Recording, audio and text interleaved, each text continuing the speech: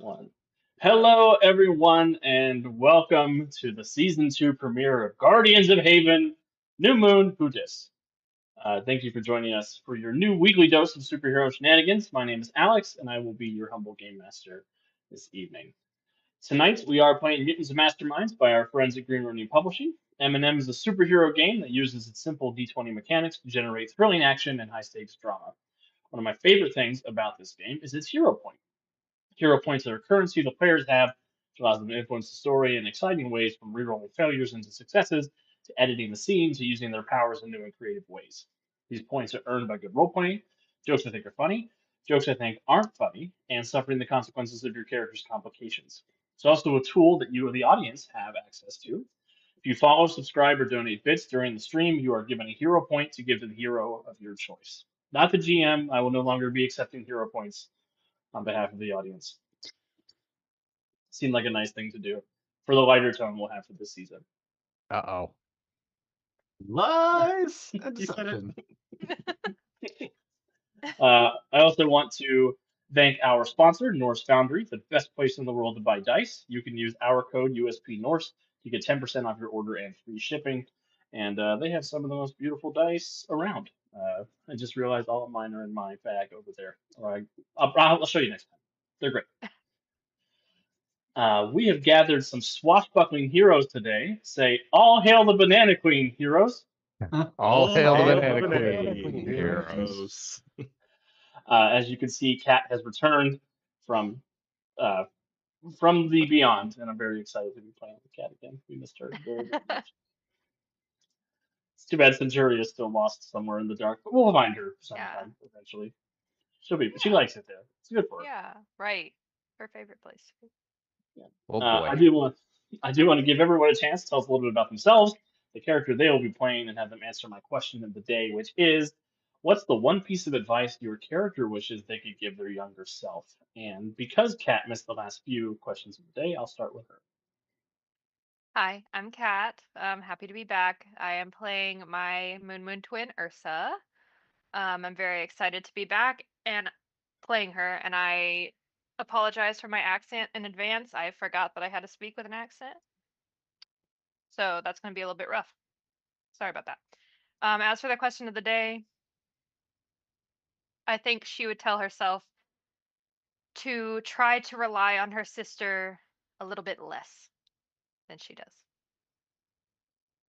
And who is my victim? I will pass it to Andy.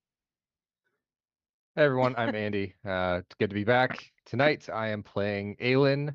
Uh the God, I don't remember how the heck I had her intro for this anymore. But Aelin is the prime member of the triplicate sisters known as Trinity. There's Mercury. Come on, sir. And to answer the question of the day, stay the course. The trials and tribulations you will go through are going to bring you to where you need to be with who you need to be with. So no matter how much you're going through what you're going through at the moment, it will get better, sort of. And with that, we will pass it to the other Moon twin, Calvin. Hello. I'm Calvin, and tonight I am playing Alara, the psychic superhero from the dark side of the moon. And were she to give her younger self advice, I mean, the obvious one would be to trust her aunt far less. But ironically, I was going to say that she would probably tell her younger self to trust her sister far more. Yeah. Yeah. Mm. Mm. Hmm. So we'll see how that plays out this time around. Uh, and with that, we'll finish off the top row with Kevin. Which Kevin? Um, top row, Kevin. Oh, okay. Hi, I'm Kevin. I am playing Chimera, a shape-shifting preserver tech that somewhere inside has the remains of a human being. But of course, as Chimera is preserver tech, he would tell himself not to indulge in things that violate the proper flow of space-time and to focus on maximum efficiency in the here and now. And let's kick it over to our mystery guest, the other Kevin. Thanks, Top Kev. You're a gem. Howdy, everybody. I'm the Deuce. I am the Ursa Minor to Kevin's Ursa Major of the Constellations of the Untold Here we Stories go. Project. Yeah, I'm bringing a new little guy to the group, little Gearla, little 4-foot tall fluffy boy, just full of love and hope and everything nice in this universe, so Alex can crush his poor little spirit. So if I have to give my little guy any advice, it would be that when a dashing space elf, a very large gentleman wearing just a belt and a smile, two twins who are grinning mischievously, and one very colorful lady who might hurt you come walking up to you, run the other way. But speaking of dashing space elves, hey look, I found one. Go Jonesy, go. Greetings, everyone. Thanks for joining us tonight. I am Jonesy. Tonight I'll be happily playing Captain Flynn, our swashbuckling pirate from beyond the stars, who has a thing for vintage Earth broadcasts, specifically the golden age of Hollywood. And with that, question of the day. Not everything you've seen in those vintage broadcasts plays out the way you see it in the vintage broadcasts. Sometimes it's far more complicated than that. But with that, I will kick it over back to Alex. Wait, did Flynn have his Galaxy Quest moment at some point? There's a fun The flashback twins, idea. the twins The were his twins. Galaxy. Awesome. And I'm Alex. I'll play everybody who's not them. As for my answer to the question of the day, I think I'm going to borrow Aylin's advice and tell my younger self to stay the course, because everything that you have been doing will lead to the place that you are, and you wouldn't want to be anywhere else than where you are right now. So, where we are right now is Guardians of Haven, and I think without further ado, we can go ahead and dive on in. For those of you who may be just joining us for the first time, I know Desmond is here at the chat tonight. Thanks for hanging out with us. I'll give a little bit of previously on the Guardians of Haven, and then we'll dive in and see what kind of trouble we can get into this evening. So, the Guardians of Haven story began with a job that should have been simple: smuggling a crate of Sarkeesi eels into Starhaven from Mama Kiger. Instead, they found themselves in a running fight with robot pirates led by Brandon Cardone, a regretful ex-Captain Kraken crewmate. They made a deal, saved the shipment, and became a crew. A crew that was dropped straight into preserver drama and cultist drama and stuff all across Starhaven. During one of their first outings beyond the dome of Starhaven, they encountered a preserver AI named Watson, who had been waiting about 50,000 years for someone to arrive. Watson came with warnings of Collapsar, a sentient black hole said to end all things, and with clues left behind by the outcast Prophet, who claimed the preservers had hidden stones of unimaginable power across the galaxy. The Guardians retrieved the eels, but they walked out of the outpost with something much heavier: destiny. Back on Starhaven, they learned they weren't the only ones with eyes on preserver relics. A Farsighter delegation arrived, led by Zoth Roke, the lifelong torturer of the Moon twins, shadowed by a mysterious young woman named Astaria, who looked just like Ursa and Alara and had Ursa's long-lost boyfriend Eric with her as a companion. Were the twins clones of Astaria? Was Astaria a clone of them? That question has yet to be answered, but maybe we'll get to it this season if we ever figure out what happened to Astaria. The Guardians then got involved with Starhaven politics. They met up with Takashi Solo, formerly Doc Otaku, a supervillain, now the head of a company called Kesar Industries, where they flirted their way into a big gala and crossed paths with some cultists from this place called the Children of Chrysalis. What else do we get up to that seems important? They ran into another crazed preserver AI named Hansha, who trapped them in a mirror dimension that showed them visions of their past, present, and future. A tool that they managed to escape from and eventually form an alliance with. They met up with Daedalus, the superhero from Earth. And this is where Daedalus's reputation for getting kidnapped over and over and over again seemed to develop in the Untold Stories project for the Prime Tabletop universe. Daedalus was captured by a preserver mummy he was strapped to. Ursa put on his armor, and the armor almost killed her. They managed to free Daedalus, and they spent some time with him, and they spent some time with his vengeful son, Phoenix. Um,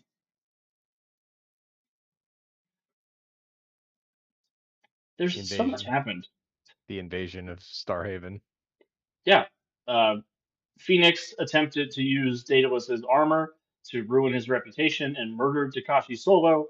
They managed to stop Zoth Rock from Farside City. They put Takashi's digital soul into Zoth's body, so now they have a man on the inside for Lady Lunar's support.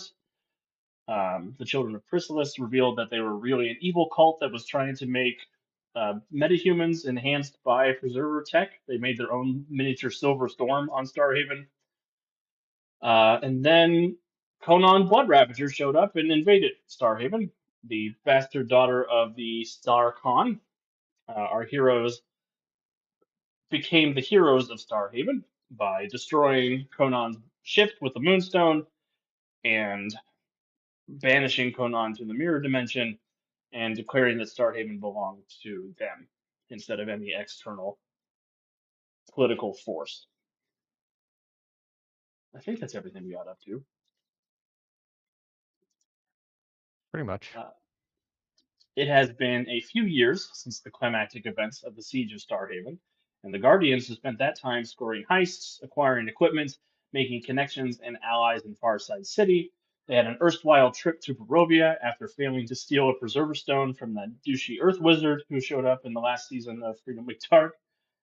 And I want to give all my players a chance to tell us a little bit about an adventure or something that the team went on during that 2-year break. And I'll start with Andy.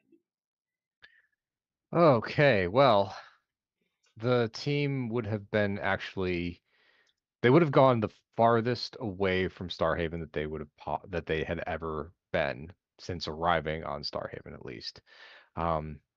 Working at getting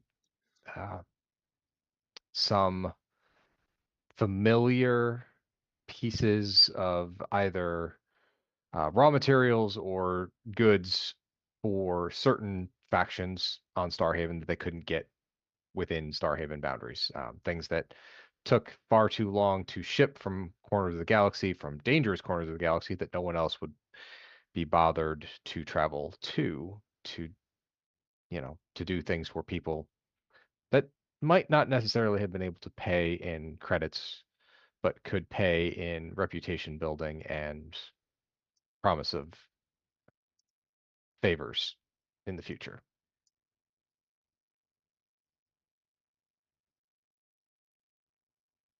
So, Awesome. Who would you like to pass it to? oh, I want to learn how we picked up our new companion. So let's go over to Deuce. You haven't picked him up yet. Oh, I want to learn too, but you'll find out soon. Wah wah. well, I still want to know about Deuce. Well, little Gearlaw has been the furthest he's ever been from home because it's a great big universe with a lot of very interesting things in it and very interesting people that he just doesn't know about. So, wide-eyed and hopeful, he has started out on an adventure to see what he can see, to find out new things and maybe make some sense of this big wide world that he finds himself to be a very small part of. How did that turn out? Probably terribly because he's one of Alex's characters, but we'll find that out real soon. So, well, seems a way to do it. We'll go up to Top Kev again. Okay, so since it's been a little while and, we're all about dramatic tension, everyone's been fairly comfortable, is my impression, with Chimera as part of the group. And as people tend to do, they may have humanized him a little much. So when there was an incident in which a hull breach occurred and Chimera sealed the hull breach, allowing 15 sentient beings to be swept into the vacuum to preserve the majority of the crew, and it didn't blink at this loss of life, everyone is reminded, he's really not all that human. Or humanesque, if you will. So Yeah, I would never go that far, Deuce. I would never add pants. Oh, Chimera with pants is the Anyway. travesty. Hmm. Who would you like to pass it to?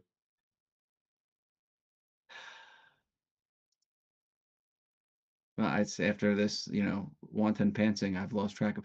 Have we heard from Captain Flynn yet? I don't think so.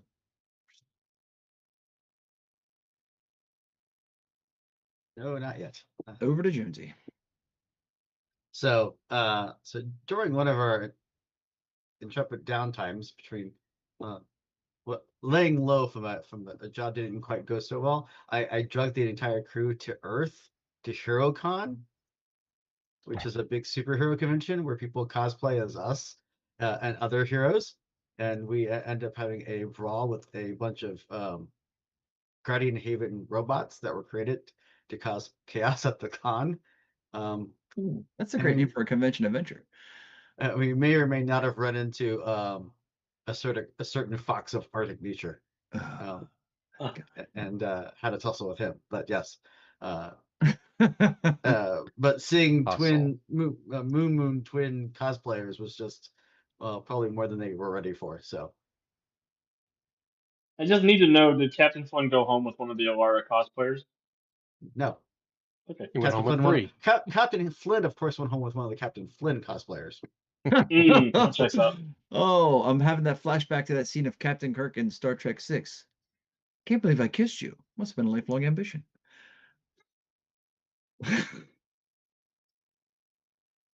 Perfect. Well, Jonesy, who would you like to pass it to? Well, we haven't heard from the twins yet. So Go, Calvin.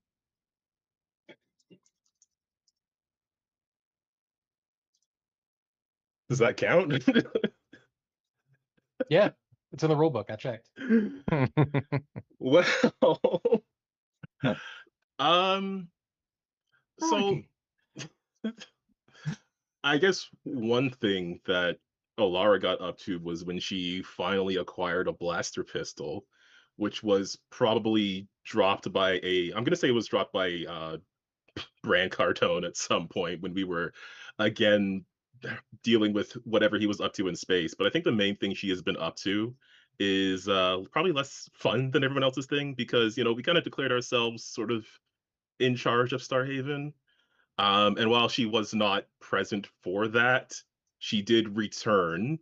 And really, being in charge of a space colony like this is going to involve a lot of paperwork and bureaucracy, and that's the thing she was training for her entire life. So she probably would have taken up doing all of the stuff that the team didn't want to do, and used that as an excuse to sort of seclude herself a lot of the time. Which also let her develop some interesting psychic abilities that may come up pretty soon. But no, her fun time was doing paperwork and not thinking about the time that she left the crew to go almost be a conqueror.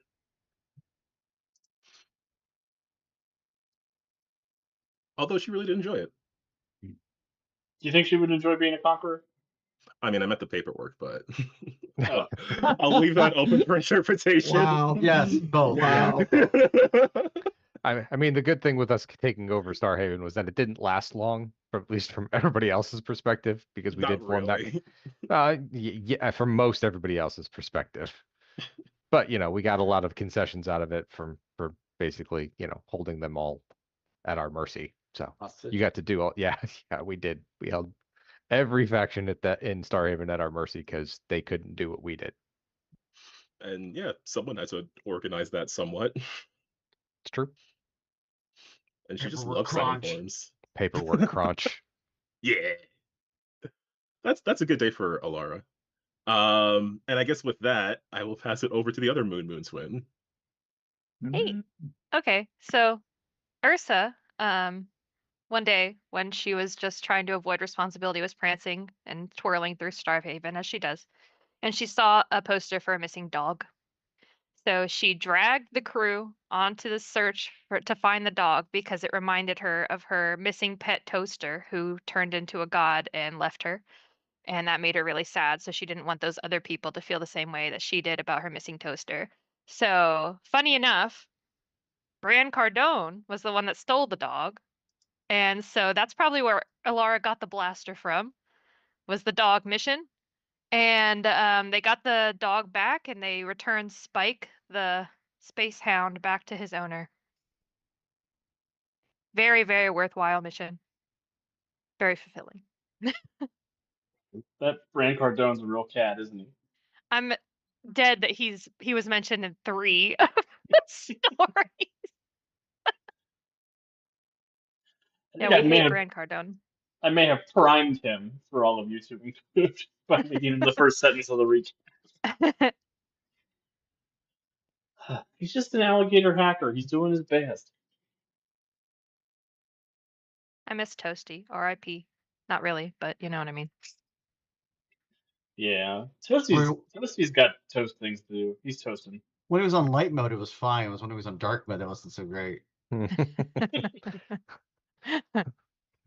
Would you like an apple? Oh, I'm I sorry. miss him. A mapple. A Mapple. Hold this. I need to know if you're from this universe or not. What? Home? I forgot about that.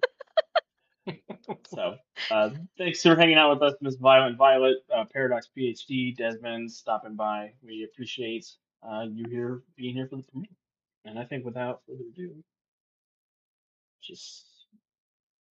we rejoin our heroes because they have, in the recent months, left their post at Starhaven to begin a campaign of revolution on Farside City.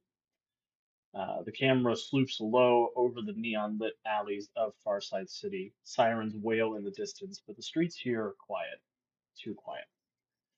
We cut to the Guardians, slipping through the shadows toward the discreet profile of one of Lady Lunar's armories.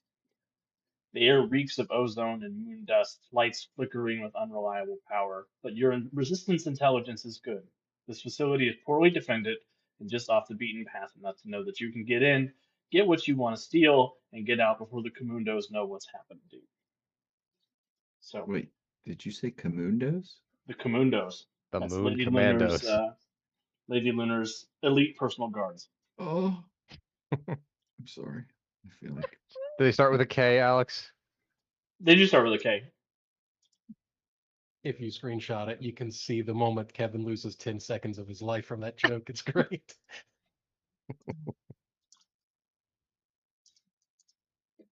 But we're going to kick things off, not with a bang, but with a whisper. Our heroes are going to enter into a check sequence to simulate breaking into this facility. So everybody go ahead and roll for initiative for me.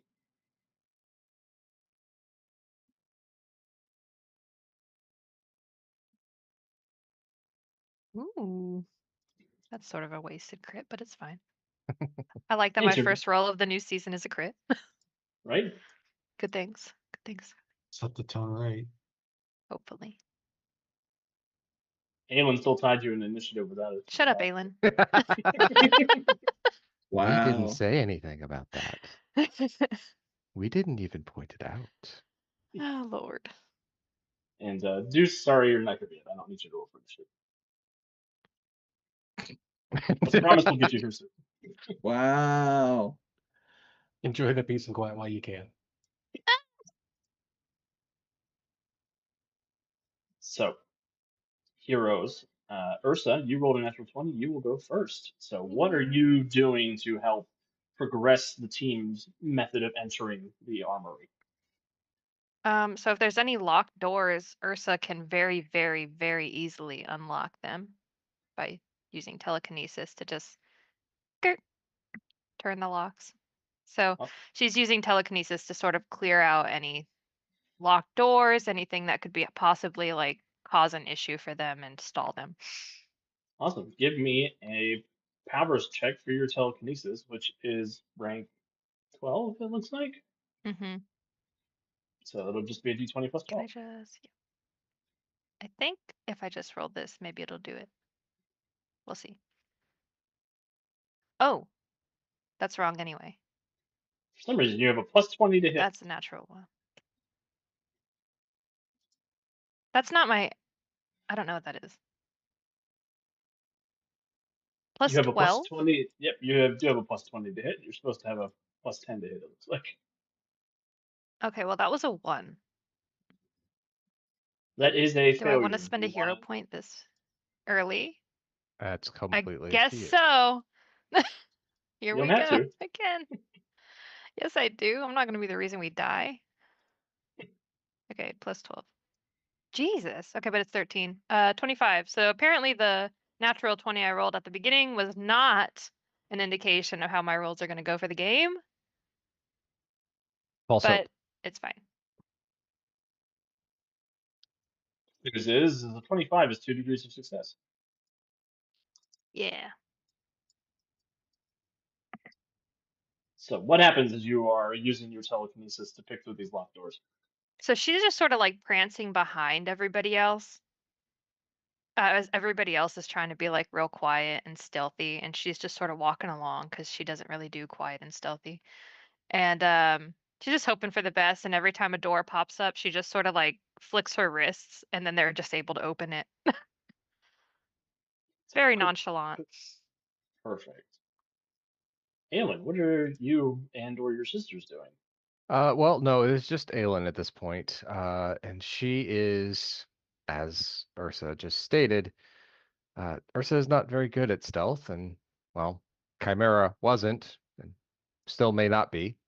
So therefore, Aelin is going to pick up the slack for those two by basically stealthing ahead, removing any obstacles that would be more easily triggered for those that aren't looking to be stealthy. Perfect. Go ahead and give So me that check. 24. That is 1 degree of success. What does it look like? It looks like Aelin. Well, I mean, it doesn't look like anything to anybody else because it's a very successful stealth check, but it is very much Aelin sticking to the shadows, moving silently and stealthily up into the forward positions, checking for anything out of the ordinary in those locations, reporting back, and then cleaning up behind her, behind the group to make sure that things are back in place. Perfect. Flynn, over to you. So, did we know about this place before? Obviously, before we hit it, right? Yes, you had a little bit of resistance intelligence. So, well, Flynn would arrange to go someplace where the guards hang out beforehand, so that he could have slipped a card off of one of them, so Interesting. I could bypass some of the locks and stuff. Do you think you did that with deception, sleight of hand? Sleight of hand. Go ahead and give me a check. 27. That's 2 degrees of success. What does what scene takes place while Flynn, like, we get a flashback of Flynn coming to get a key card from somewhere? So he walks up to one of the things, and I, swipe the passcode, and this little montage shows how I got it, which is at one of the bars nearby after hours I got one of the guards and got him drunk and lifted the card off of him. Amazing.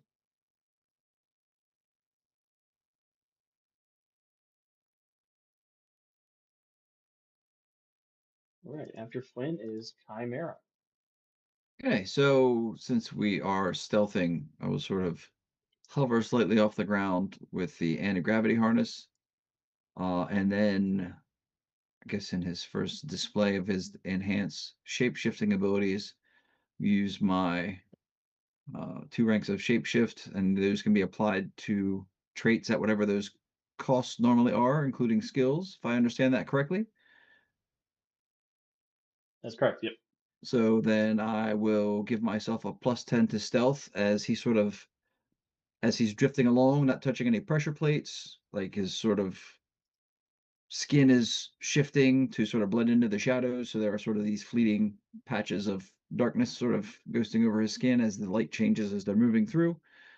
So this sort of eerie, almost ripple effect as he moves. So stealth check with +10.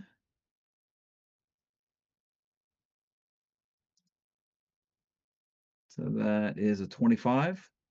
That's 2 degrees of success. Okay. What does it look like, Chimera, as you successfully do this? So, again, just, he was not previously very good at being stealthy, although he was very good at being silent. So now, I guess any of the group that is near him as he's sort of hovering along and his surface colors are shifting to sort of blend into the background, sort of, whether that's a Rorschach style, if you imagine like how his mask would shift, kind of that same scheme playing out over Chimera's skin, or just the sort of not quite Predator level where it's just this shimmering light thing where he's like almost invisible, but just the weird kind of blending in and silent as you sort of I'm sure that looks rather eerie, sort of gray skinned, shifting colors, just sort of like a floating statue basically moving through as we're sneaking about. Amazing. Last but certainly not least, Alara. Okay. Well, Alara. So, since there are guards around, and while Aelin is helping us through, Alara is going to help ping where guards are using her mind detection to pick up on where anyone might be patrolling nearby, just to give the team sort of a radar sense of where any other Kamundos might be. Amazing. I guess that would be either perception or powers. Probably a mind reading powers check. I guess it could be perception too. Whichever one's better for you. I'll just roll perception. See how distracted Alara is. Let's find out. Oh, None at all, apparently. 30 total. 30 is pretty good. That's 3 degrees of success.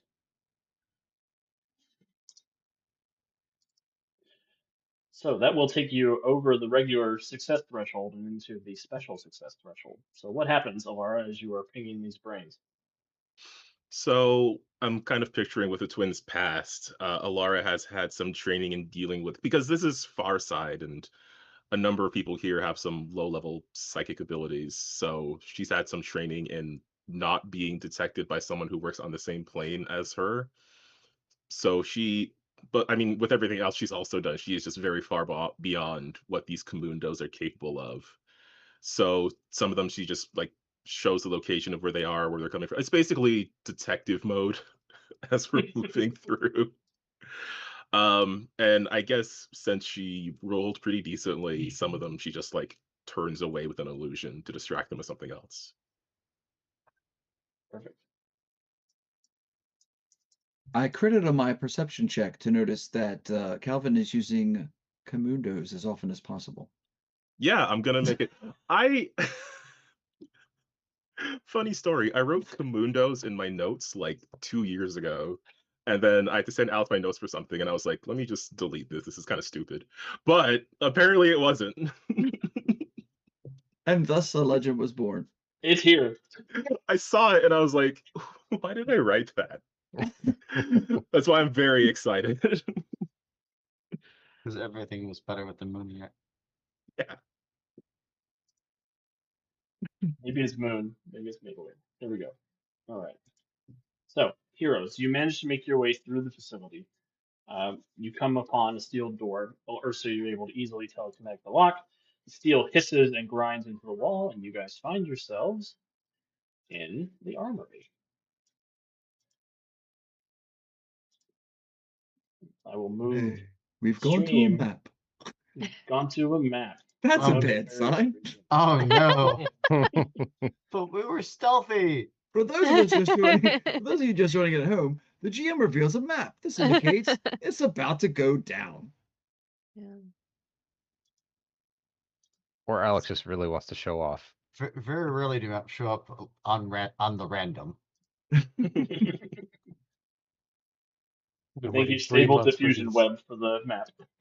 Waiting So it's 3 a months pretty to nice whip out these map. Kamundos. They're going to happen. Oh wait, I just realized that the people at home can see the what's in the room on the GM layer. So I'm gonna swap that back. Oh, spoiler alert! But This now is you why- proved my point. It's about to go down. You gotta get us a stream camera. But wait, there's more. I promise I'll show everybody the map when it pops off. If it pops off, maybe everything will be fine. Fly your Yeah, toe, thank fly your God we're toe. sitting down for that one. Oh, by the You- way, Kat, did you notice there did appear to be at least one thing large enough to devour player characters? So I just putting did it see that, yes. out there. If you do it right, everything's large enough to devour a player character. So, How do you eat a PC? 1 bite at a time. Oh, jeez. Ew. I mean, I know it's almost Halloween, but let's not go too far into the slasher horror just yet. It's still Sorry, Jones has got me in a mood. September. coming soon to Draft Your RPG. So, heroes, you find yourself here in this armory. There are foot lockers or lockers around that look like they have blaster weapons in them. Alara, however, you are noticing that there is at least one mind contained in this space.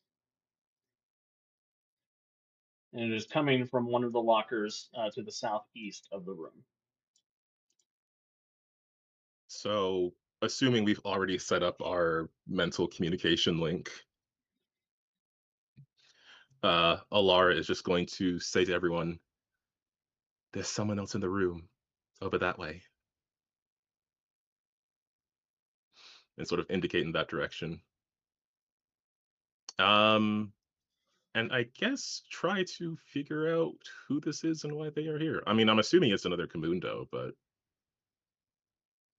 The brain feels weird. Do you have like acute or analytical or anything on your brain I'm sense? very sure I do, but I don't remember. Mind detection, accurate, acute, not analytical. With acute senses, they'll say you're able to tell this is not a Farsider's brain. So she'll say, "It doesn't seem to be one of the Kamundos." Well, we think you should take Chimera and check it out while the rest of us get on with what we're here for. And she will nod and start moving that way, assuming Chimera is joining her. I think we're a well-oiled machine by now, so Which door did we come in through? One to the You south? came out of that hatch in the bottom, in the middle of the room here. There's a hatch that you're all standing on Oh. top of. Oh, So gravity is weird inside this? You're on the Uh, moon. Yes, but gravity little still vague. exists on a pull to center of planet or Well- pull to center of celestial body. Yeah, I mean, it's not Earth gravity. It's closer to moon gravity. So this facility does not have artificial gravity. No. Okay. super leaps for everyone. Super leaps for everyone.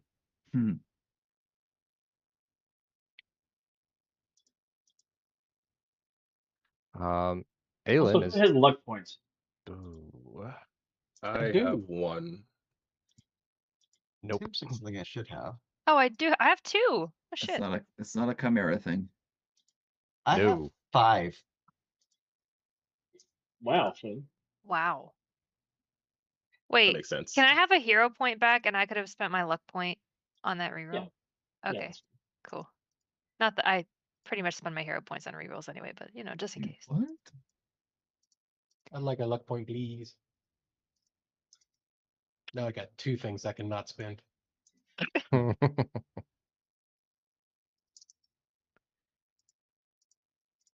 Right. I think everybody has their points. I think Flynn's able to spend them on other people, though. I think that's why Flynn has 5. Aelin is going to move over towards one of the other containers and start rustling through for the things that they have come for. Could you give me an expertise smuggler or a technology check? Hey, look, I have expertise smuggler. Yep, that's better for this one than anything else. So that's a 15. The 15, you notice that the weapons here, they have not stashed any blaster packs or power packs or anything like that with them. So this, for an armory, you can't arm anybody from this place because you can give them a gun, but they can't fire it. Yeah, that's what it seems like. Okay. Curious. We are noticing distinct lack of power for these firearms. Anyone else see the same? Ursa has been walking around just like sort of throwing open doors and not walking all the way over to them and because she doesn't want to. Yeah, no power over here either.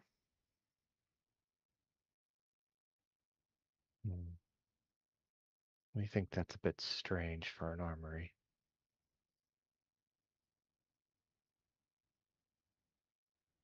Question. Answer. Checking out the weapons. Are these weapons locally made, manufactured? Are they moon specific, or are they imports from someplace else? Do you have an expertise that you think would be relevant? Piracy? Yeah, that sounds relevant.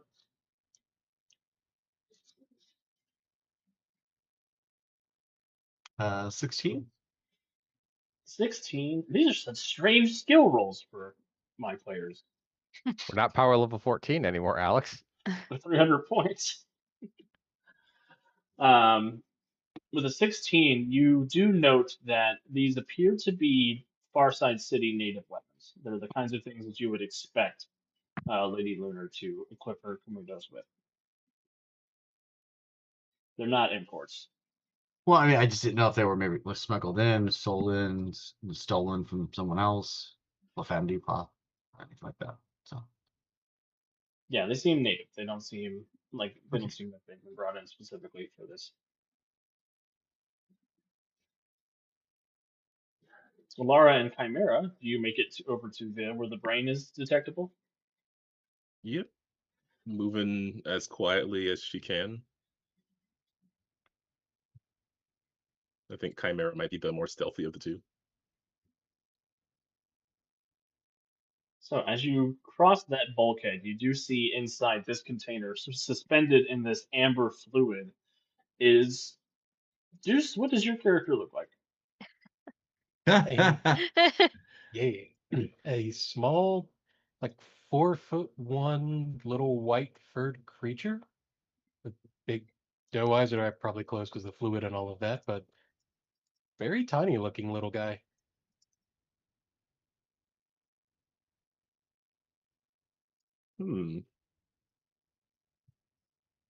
Have I mean, this sort of thing might seem sort of familiar. Like, have I seen Lady Lunar use a prison like this?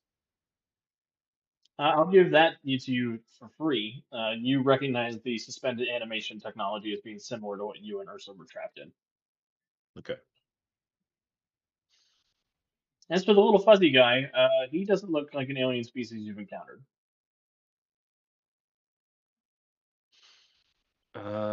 Alara is going to take a few steps towards the chamber.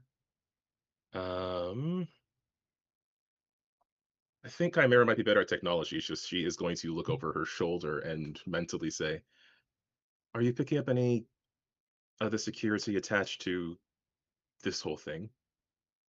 I guess I will move over here. Is there panels like at the entranceways? Yes. Yep. Okay. Right. And I will give us a technology roll to see what we got here. Sounds reasonable to me. 27. With a 27 on your technology check, Chimera, as you are looking at these panels, you can tell that this area is rigged with some kind of alarm. It looks like there is both like an audible alarm and a silent alarm that could be tripped. You do also notice that there is CCTV footage in here. and you think you can use the panels to open any of the containers in here, at least in the bulkhead that the panel is attached to. With or without trigger? I mean, is that circumventing the alarms, or is that a separate step that would have to be taken? With a 27, you're pretty sure you could open things without triggering the alarms. Okay. I will use the mental link because the less said out loud, the less that can be heard by recording devices, and let Alora know the situation, everything that I just learned, that these life pod things are essentially double alarmed, but I believe that they could be opened without triggering said alarms. And Alara will relay that to the rest of the crew, just saying, it seems Lady Luna also has a prisoner here. I'm going to see if we can get them out. We would Is be that careful. This wise? feels. Yes, this feels Yeah. suspicious. Just because Lady Luna is our enemy does not mean all of her prisoners are our allies. It may be unwise to begin unleashing. Have you the seen unknown. him? Have you seen him? He's adorable. Appearances can be deceiving, Captain Flynn. I think we should keep him. He looks very cute and fluffy. There's only room on this team for one fluffy one. Oh, Aelin, you'll always be the first fluffy one. Don't panic. It's fine. But we have to get him out of that chamber anyway. We've been in it. It's awful. Just please get him out. And then we'll talk about pets and such. I know it's likely a danger, but I don't want to leave someone behind in Lady Luna's clutches.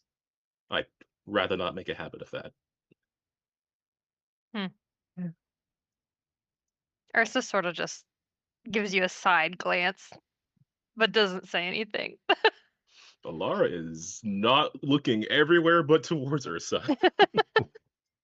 I mean, you said you didn't say anything, but I heard it. I think everybody at home heard it too. Alex, are there any other doors into this thing? Is the one at the top an actual door? Now I understand the confusion. Sorry, the Yes. hatch. You crawled out of the hatch into the room. The hatch is on the ground. Yes. Okay. That circular thing in the very middle there. We Yes. came up, like, for We our came up perspective, we came steps. up into Yeah, this okay. room. That makes more sense. That's Okay. Yeah, That's where- initially I okay. thought you were talking the bottom of the screen, not the bottom of the floor.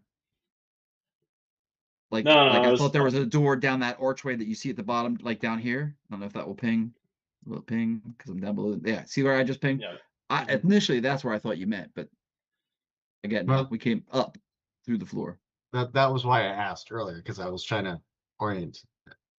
Yeah, there does not appear to be another door in or out of this room. okay. Smells like a trap to me. Probably. I wouldn't say trap. That's not who I am. Please. Again, thank God we play this game sitting down. Also, hi, We don't- Jude. Thanks for stopping by to let everybody know not to trust me. I don't think they needed the message. There could be new viewers out there. They need to know. Kevin, would we be falling down more than a Regency era noblewoman? Yes. Yes. Oh my god. My word. Suddenly I'm picturing Alora as Keira Knightley's character in the Pirates of the Caribbean movie where she's fainting to try and get them to stop fighting and they just ignore her and keep fighting. Oh, I'm fainting. Well, if it's a trap, then it's a trap, and we should oblige our trappers by springing it, and then soundly rob them of any sense that they are able to trap a crew as expert as we. Yeah, so set it so we can like kill them. That's pretty much what that means, yeah. Of course. Alara's going to reach out and try to mentally link with whoever this entity is. Bring them to the group chat. Unknown user has been added to the group chat. I was gonna say, is this gonna be like the Discord server where it's like the welcome one? It's the welcome thread. It's a spam bot. Wait. God damn it. A Deuce has entered the chat. We need a landing pad. He's not allowed to interact in any other channels until we vet him first. Pirate cruise code of conduct. More of a tagline. and the answers to that are Yar and Nar. Nerd. On the one hand, Deuce is rather restrained in the game. Unfortunately, that gives him more time in the chat to cause chaos. So better bring him in soon. Also, I just saw Warden Maximus is here too. Hi, Warden. How are you doing tonight? Girla, you receive what? Laura, what does it? What happens when you try to reach out to somebody? So she will move a bit closer to this chamber. She will put a hand out forwards, and she will reach out mentally, and it's just going to. I imagine it sounds like a muffled knocking at a door when she tries to enter Knock, knock. someone's mind. Girla, At you least when she receive does it gently. Right, you don't mind crunch the front door. Yeah. Sitting there in Girla, my there quiet is little a prison. Oh my god. Girla, there is a gentle knocking at your mental brain. Little lost voice. It's just that's a new noise. Hello, hello. Hello. Is that me? That's not me. No. I am Alara. I'm possibly here to help you. Are you in the dark place too?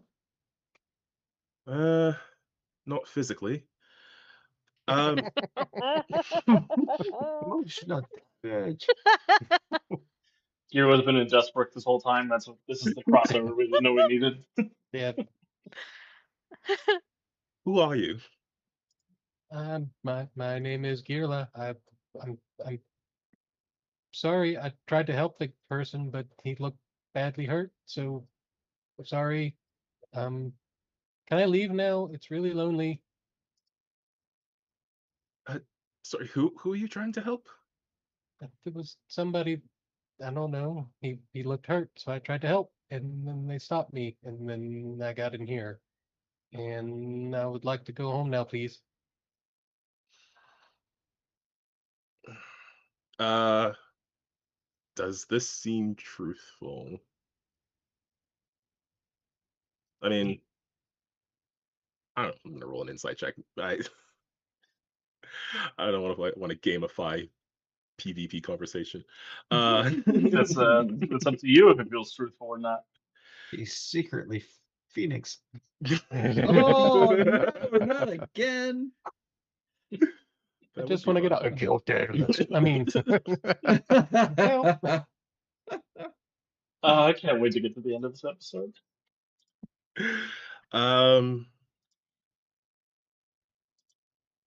Yeah, so I guess she will bring what is it? Grilla? Girla. Girla into the group conversation. And just say, sit tight, we'll get you out of there when we can. But unfortunately, this is most likely a trap. So You're more than one people? yes. Okay. I can't really move, so okay. Just sit tight a moment.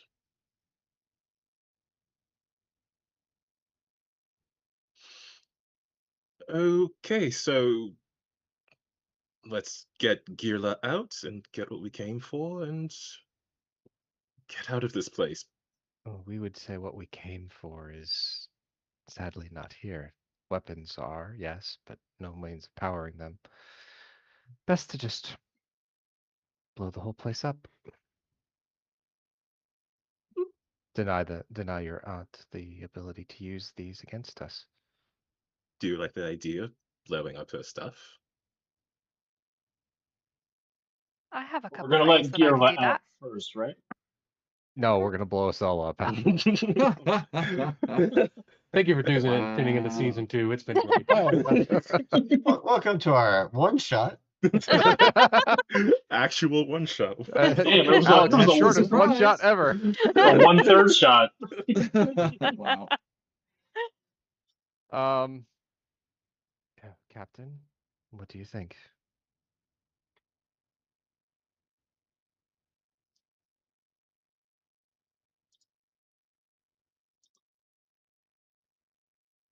Yay, nay on the explodey A?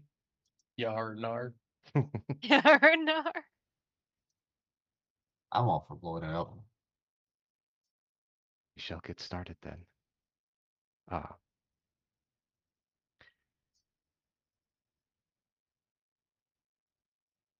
Alex, at that point, I would, Aylin's sister, now colloquially known as the architect, is going to pop out, and she will start putting things together to craft explosives, since she has the inventor advantage. Go ahead and give me that technology check. Okay, one ticky. Ticky boom boom, ticky boom boom.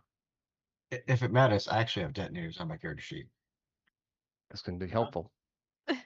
If you want to loan them to Aelin, I'll give a +2 circumstance bonus for having detonators on hand. That'd be a 29 then. It's a pretty big explosive.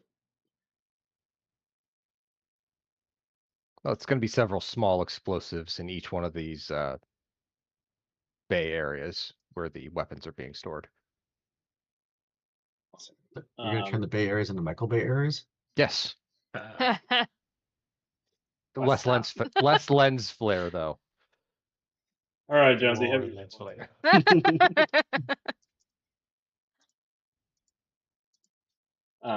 Andy, will you let me know what order you're doing them in? Sure. Start at the south middle as one and work around clockwise. See if I can give you a bomb.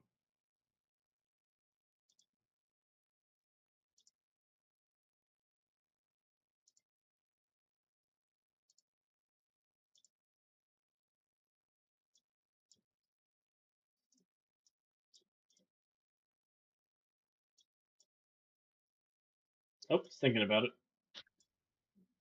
Image not loading.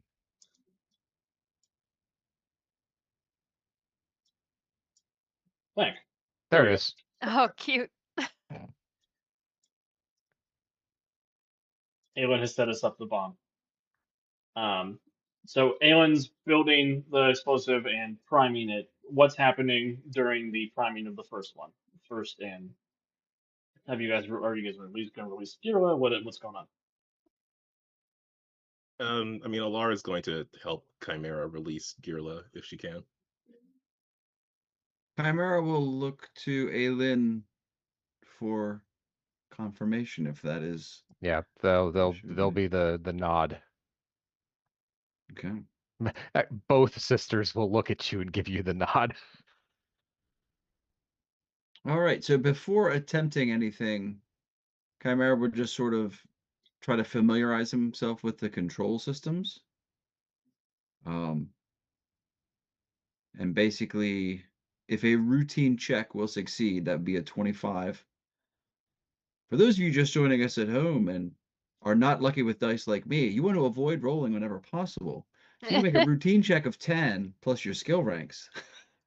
And avoid that nasty natural 1 that tends to come up a statistically improbable number of times for you. You know that works. Also, don't kill my characters here, and we love them. Yay! They're our favorite. You think a 25 is certainly enough to get Girla out of the container? But it's questionable whether that will suffice to avoid triggering the alarm. Who can say? Yeah. Alrighty then.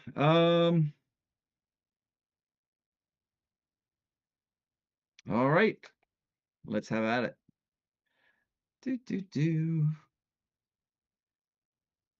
I guess Alara's, I don't know, I can, would roll an assist roll. Is that yeah, I can assist if you need. As far as Okay. that teamwork, the teamwork is another more +5. the more the better. I also have teamwork, so Yeah, I do have teamwork with the mind enhanced power that I never used. so Yeah, I'll roll that. if I'm remembering correct, that means Alara will roll with a bonus on the assist. Is that correct? That's correct. Alara will get a +5 for the teamwork to assist, and then however high we get above 10, that will give you a benefit. Yes. Okay. Good deal. 14 to assist. In this instance, Alara has given you a +2 bonus. Okay. So +2 on top of this. Hey, I'll take a 33. 30 was what you were looking for, so good job. Chimera, you're able to hack the panel and you're able to get Gira out without tripping an alarm. Tell me a little bit about what that's like. So if the controls are not necessarily configured for standard humanoid hands, there'll be that unnerving stretching of fingers as they use the shapeshift to successfully disarm the system to safely open the life support canister. If it opens too quickly, he will sort of Mr. Fantastic his way over there to catch the little guy if he's falling out, or if not, just sort of, intervene if necessary, but otherwise let the opening of the containment take place. Yeah, so there's a pneumatic hiss as the door opens. The amber fluid begins to ooze out along the ground, and the little fuzzy white creature will begin to spill out, but you can easily, Mr. Fantastic, can catch him before he hits the ground. Girva, I will add you off of the GM layer, and I'll give you your token. Should have done a while ago. How big is the little guy? 4 foot tall. Girva is 4 feet tall. I love that. And yeah. Alara, will you give me a perception check? 27.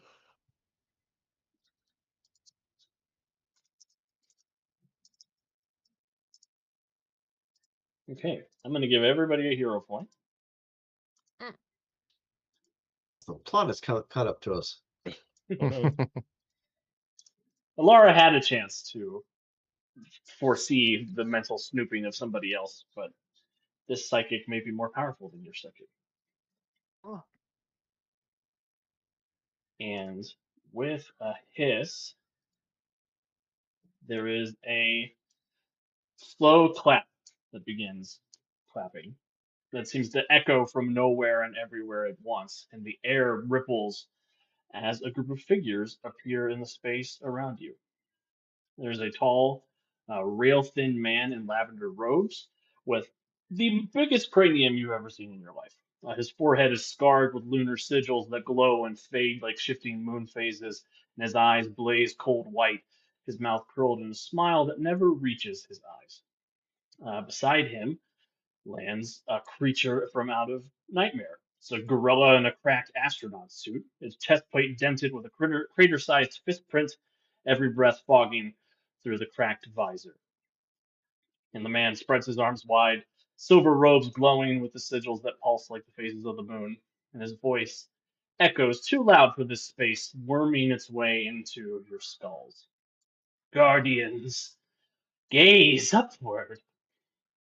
The moon has always wooed your tides, your blood, your sleep. I am her priest, her prophet, her fist. I peel back the skin of thought and let the pale light shine through. You think yourselves free. No, your minds are but craters waiting to be filled. I will pour in silver madness until you glow with moonlight, until Can I throw reason something at withers. him?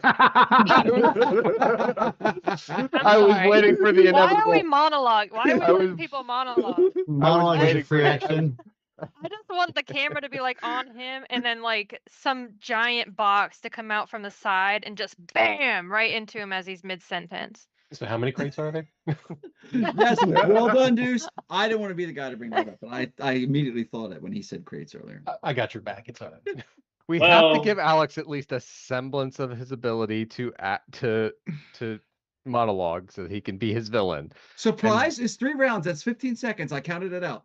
I gave him quite a few sentences. You okay? did. It's very I let true. him have his time, Luke. but I want to throw something at him. Oh, No, Cat, how I've missed you. Monologuing is a free action. I'm just saying. So, yes, you get to fight the villain Lunatic now on Captain Crater. Lunar. Lunatic or Crater. lunartic? He's a lunatic. He's lunatic. Oh my god. Dear God in heaven. He invokes Moonacy. Everybody knows. Lunacy. It's punny, get it? It's funny because it's true. Mm-hmm. Mojo Jojo is different. Mojo Jojo, how you've grown. The forces of Mojo Jojo. This is not good. Oh, that's how that When it is I, Mojo Jojo. I miss Mojo Jojo. I guess I should probably pull that character sheet back out Those were simpler times. since I need it. Everybody roll for initiative. All right. Why he sound so defeated when he said that? Alex, we're gonna probably have to add architect to the initiative order because it's probably gonna roll for me twice, but only put 1 into the actual sheet. I can do that. Oh, do we have to? We don't have to think we click have on our to- token anymore. No, but that's Okay. what I think that's the problem is that since I have multiple tokens, I only have 1 me in roll 20, so it's only Mhm. gonna add 1 instance.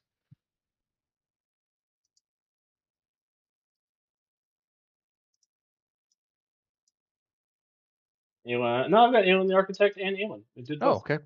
Cool. I've associated the token with the other character sheet, so that's probably- That'll do it then. Okay. Yeah, I that's wasn't my sure if it thing. was player tied or sheet tied. Shoot. So everybody at home gets to see Captain Crater and Lunatic and the Kumundos. Then I'll roll for initiative for my characters.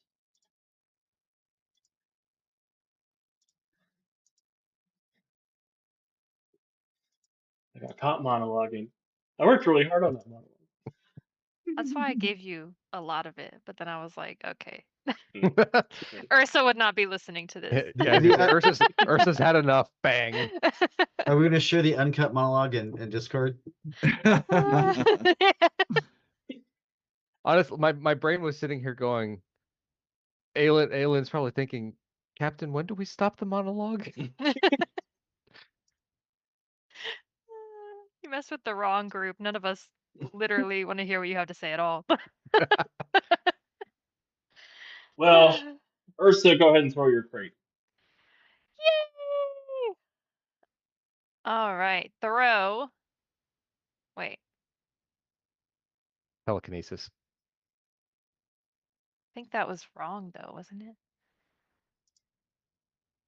So I that gives me a fixed it. plus 20. Oh, you fixed it? I fixed it, yep. Beautiful. 18. 18 will not hit Lunatic. Okay, I got a luck point. I really want this to succeed. I His admire your monologue dedication. blocked it. His monologue was too strong. 22? 22, is that total? Yeah, I rolled a 12. That will also miss Lunatic. Wait, I thought I got a plus 12. Let me go back and check. Or maybe I'm wrong. Should be the same ranks. It should be 12 and 12 for what we were putting together, Cat. So The telekinesis skill says 10. What? So you have a range combat telekinesis 10. But up here, it's 12, isn't it? Yeah, your ranks are 12. That's the damage it does. Oh, but it just adds 10. Yep, just adds 10 to hit. Oh, we can 10 to double. hit 12 damage. Okay, I see. Well, dang. Either way, it almost hits him, and it stops He- him. He, talking. he Stubs his flinches. toe.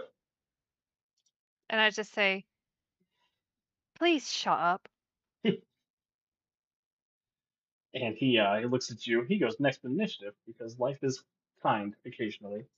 You gonna eat me? He's not gonna eat you.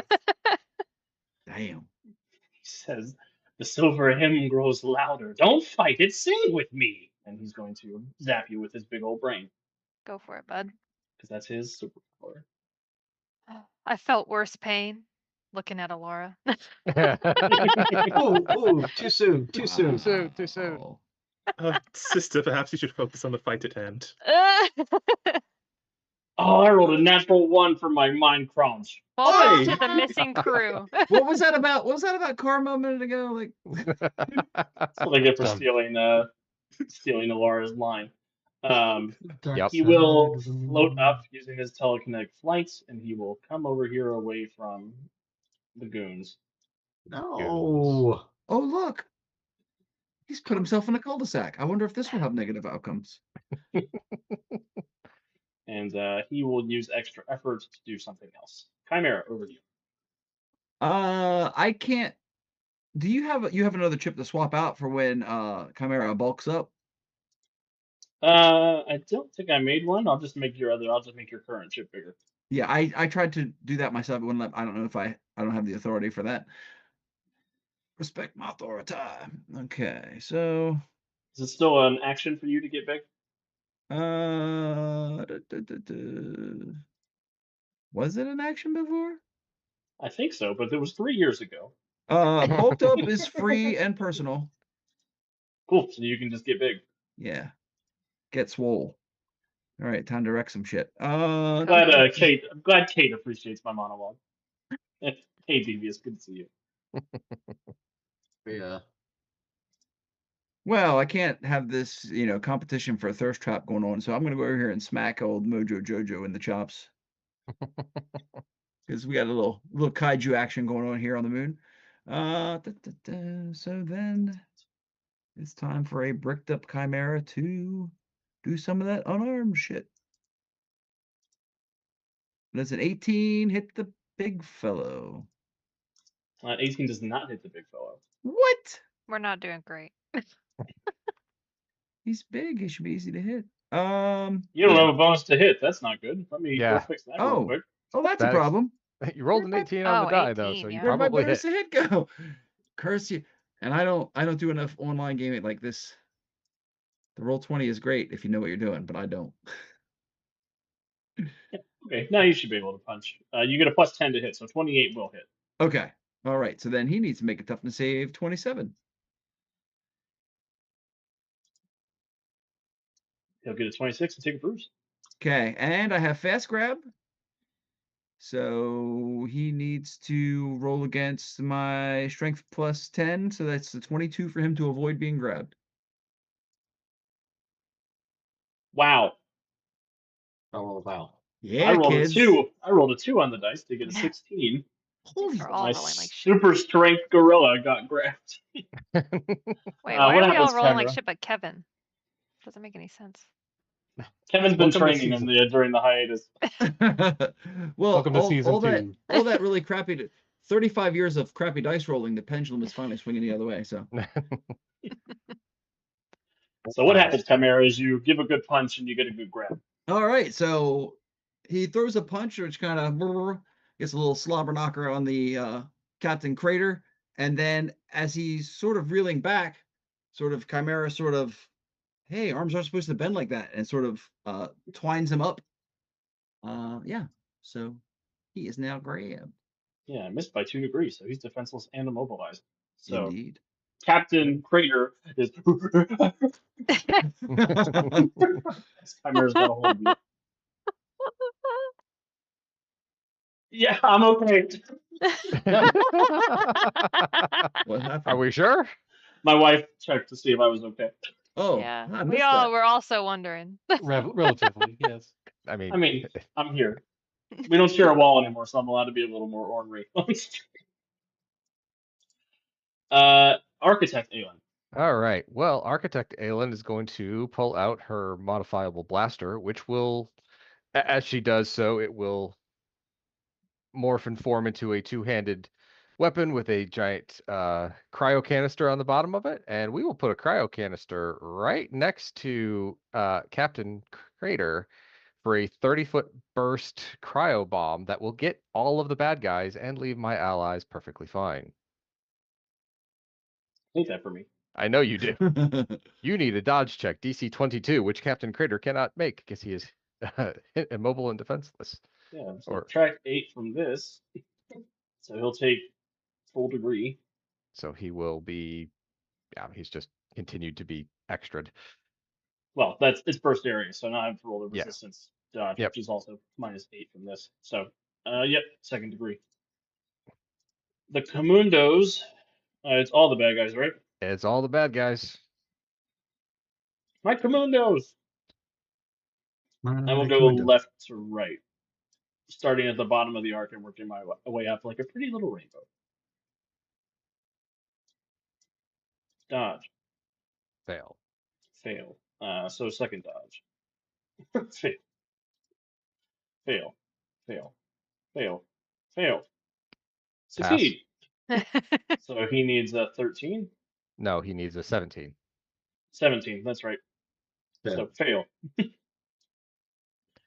But only the first degree. So he is only He's a injured minion. He vulnerable. takes the worst. Oh, that's right. That's true. He doesn't matter. Doesn't matter for him. Haha. Yeah, that's the first 4, right? Yep. The that's the minion first 4. opinion says. Yeah, And then are you starting with the one directly next to Captain Crater and then working down? Yep. Okay. So fail. Bad degree. Fail. Succeed. Fail. Worst degree. Fail. Worst degree. I think that means I've got one that wasn't hurt. Correct. Yes. Third one. Or the second one. So everybody's in the ice for the minions.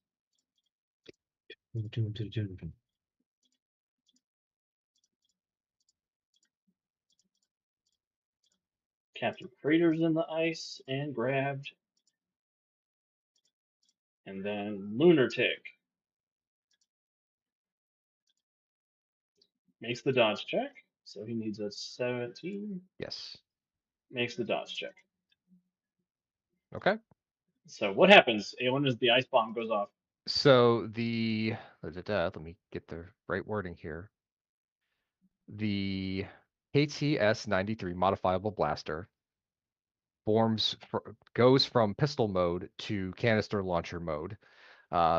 Loads in a shell of blue and cyan coloration, launches out with a thunk, bounces underneath Chimera's feet, and then explodes outwards, engulfing the Comundos, Captain Crater, and Lunatic in a spread of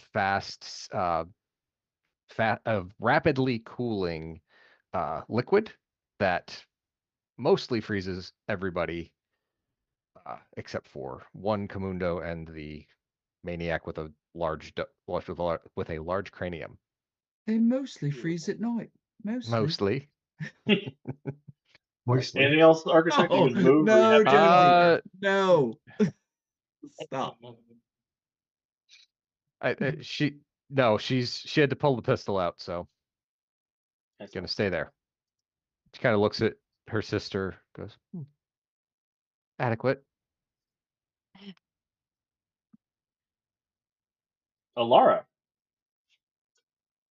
Alara is gonna look back at this small, furry little guy who is reminding her of a tall, furry little guy back home. Oh. Og. Also, Deuce, what did you get for initiative? I completely forgot you were rolling physical dice. 13. 13. Okay. Physical dice? What is this? I wrote on the tabletop. I just don't have that. Or maybe the good people at Norse Foundry. Oh. Oh,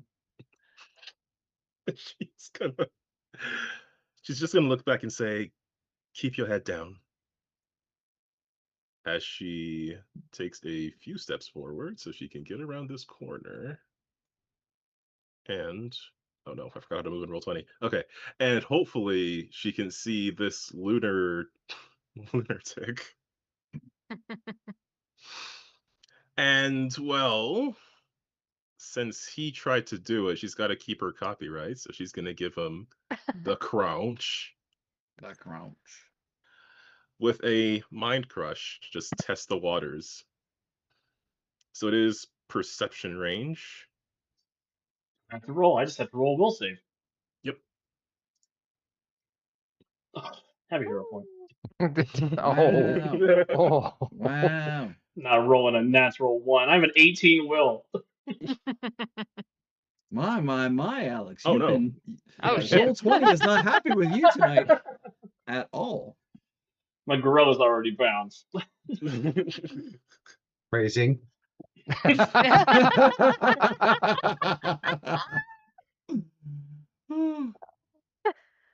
So, Alara, you lock eyes with Lunatic, and you send out your psionic invitation. And he, there's that moment as the combat sort of slows around both of you, and he says, "Do you feel it? The tides in your blood pulled by me, every heartbeat a wave, every thought a phase. It's too bad you don't have that with your sister anymore." Mind your business, boy. Oh, snap. Smack. Emotional damage. She's just going to say back over this mental leak, "Oh God, is that what I sound like?" Oh, man. As she attempts to mind crush him, which apparently does not work. My one good defense.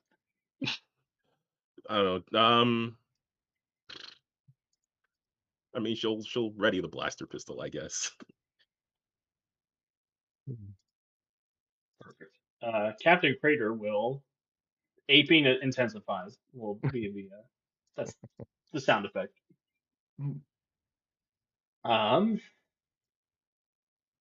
He is going to try and get away from. I guess he's got to break out of the ice before he can break away from Chimera. So that's the check we're gonna make.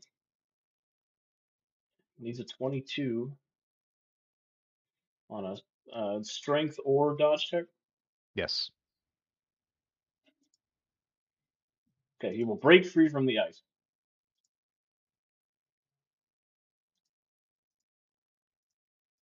He's still defenseless from Chimera, but he will use extra effort to headbutt Chimera vigorously.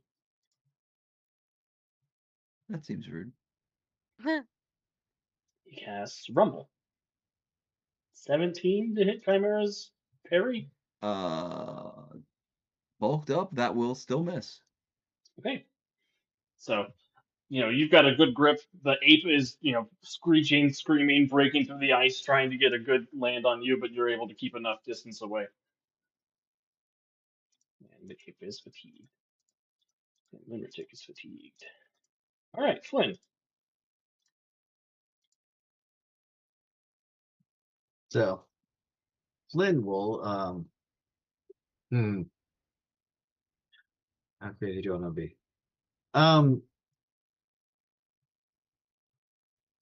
Flynn, well, oh, let me get that right. Cool.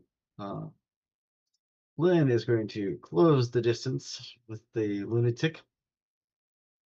And He's say, closing the distance. He's closing the speed. Listen, you reject from Pink Floyd album. I think it's time for you to go away. And The lunatic. and I am going is to in the attempt to take him out with my Star Rapier. Phrasing. And I'm going to miss this badly. Good news and bad news. He's not really there. I mean, he's going to cast Reconsider. That's not a Pink Floyd song. He does deflect your attack. And you're the only person in range of your own attack, so he'll just direct it into you. So I have to roll to hit. Yeah, 19 to hit your parry DC. I don't think that's gonna hit.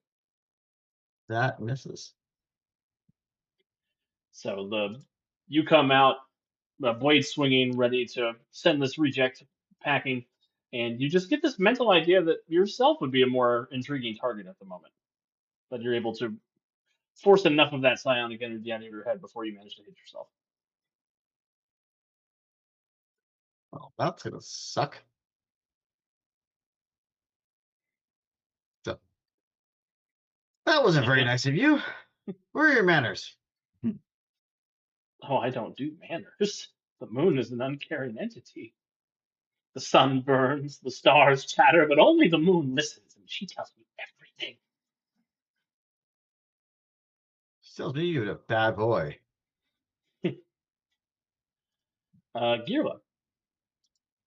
Well, after Chimera puts him down and gets all big and crunchy, and he will shake himself vigorously to try and get rid of some of that amber fluid and stumble forward. And thank you very much for helping me. I'd like to go now. Maybe, and they'll kind of look to the gorilla and the floating guy and the Kamundos. And I think if I'm beaten, you should probably go. Just we'll be leaving maybe. Thanks, bye. Yeah, that's about it. Don't think they're going to let us just leave. Why not? Well, they don't We'll seem as give- nice as you are. I will give Girla a pacifist complication hero point.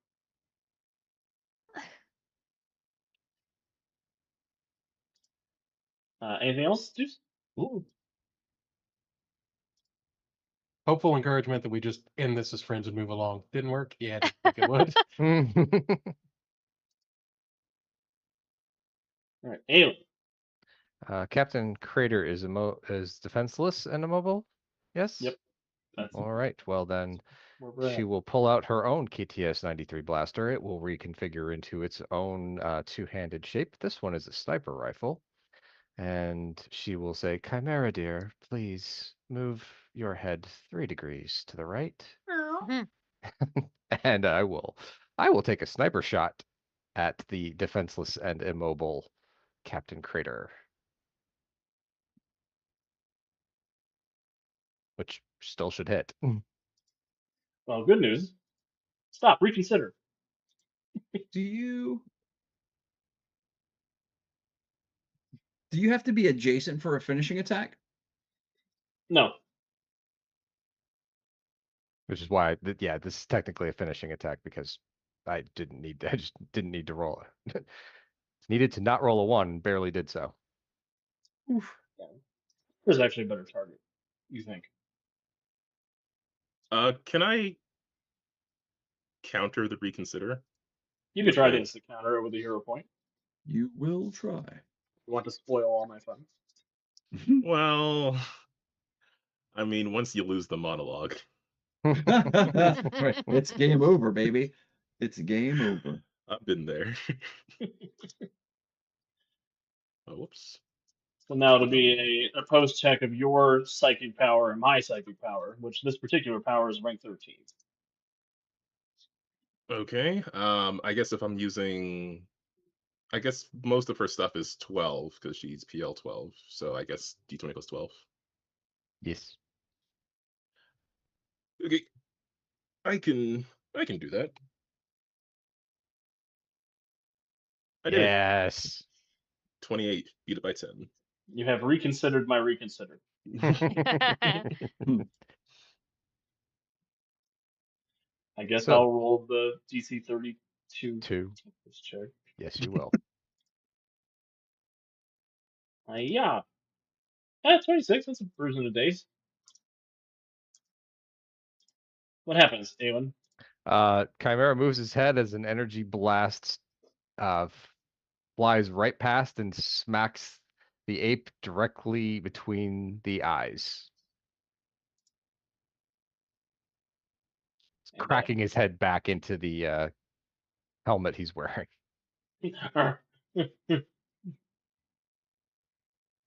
Do you want to move, Aelin, or are you happy hanging out there in the fireball formation with everybody else? Yeah, we're good here. Ursa. Okay, so Ursa is like, okay, that didn't work.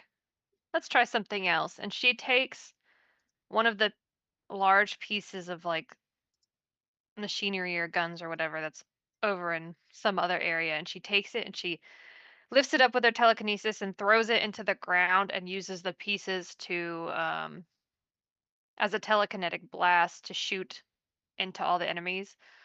It's selective in a 30-foot burst, so I can get literally everybody. I can't reconsider an area of effect. I meant telekinetic bomb. That's unfortunate. TK bomb. So all the minions are destroyed by this. There's nothing they can do about it. The one guy who's not defenseless might survive. So I'll X them out real quick. You have to go down to the store and buy another 12 pack of Mundos. So I need a 22. I have a +0. So Captain Crater fails the 22. He needs a DC 27 toughness check. He'll get his first stagger. So 3 bruises and a stagger for poor Captain Crater. And then Lunatic needs a 22 on the dodge check. Gets an 18, so he will take the full 27 on the DC for the toughness. Yes. He'll take a bruise in a daze. Ow. What happens, Ursa, as this telekinetic bomb goes off? After she sees that it hurts everybody, she says, "You don't think that I'm used to mind crunch? I grew up with Alara, you fool." And that's You it. done been told. Oh, let me roll for the one commando to see if he survives. Oh. Oh, he's got to make a 27. He beat a 26 tops, so nope. Oh well. He tried his best. No Boblin the Goblin for you. R.I.P. R.I.P. Tried his Yeah, best. you know me. Oh, sorry. Ew. Same emoji. All Davis troops got way down all of a sudden. Yeah. Mad at me because I could finally afford to provide my family with groceries. Alright. Lunatic has a Flynn here who's a perfectly good projectile. That's true. I'm just going to put it out there. He is going to invoke Moonacy upon Flynn. Flynn, I need a will save, please. Silly. Looking for a 23. That's not 23. That's a first degree failure, which will stick you with an impair. You'll get a -2 to your rolls.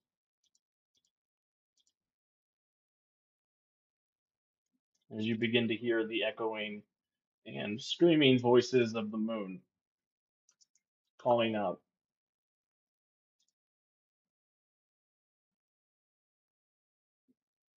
There's a high-pitched ringing like the room is full of tuning forks.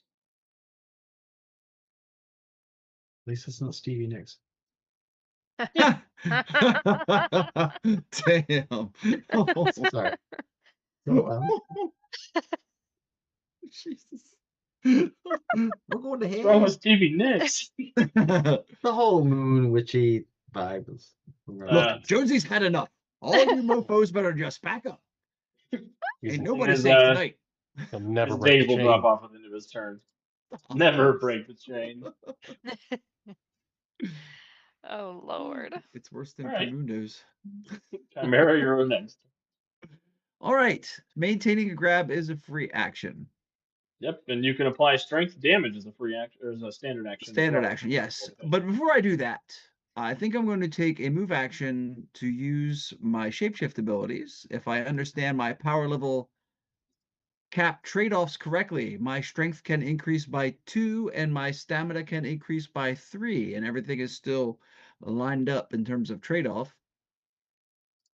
Sounds good to me. Yes. So Having done that, he will now need to make a check against a 29 because, the strength is now 2 higher.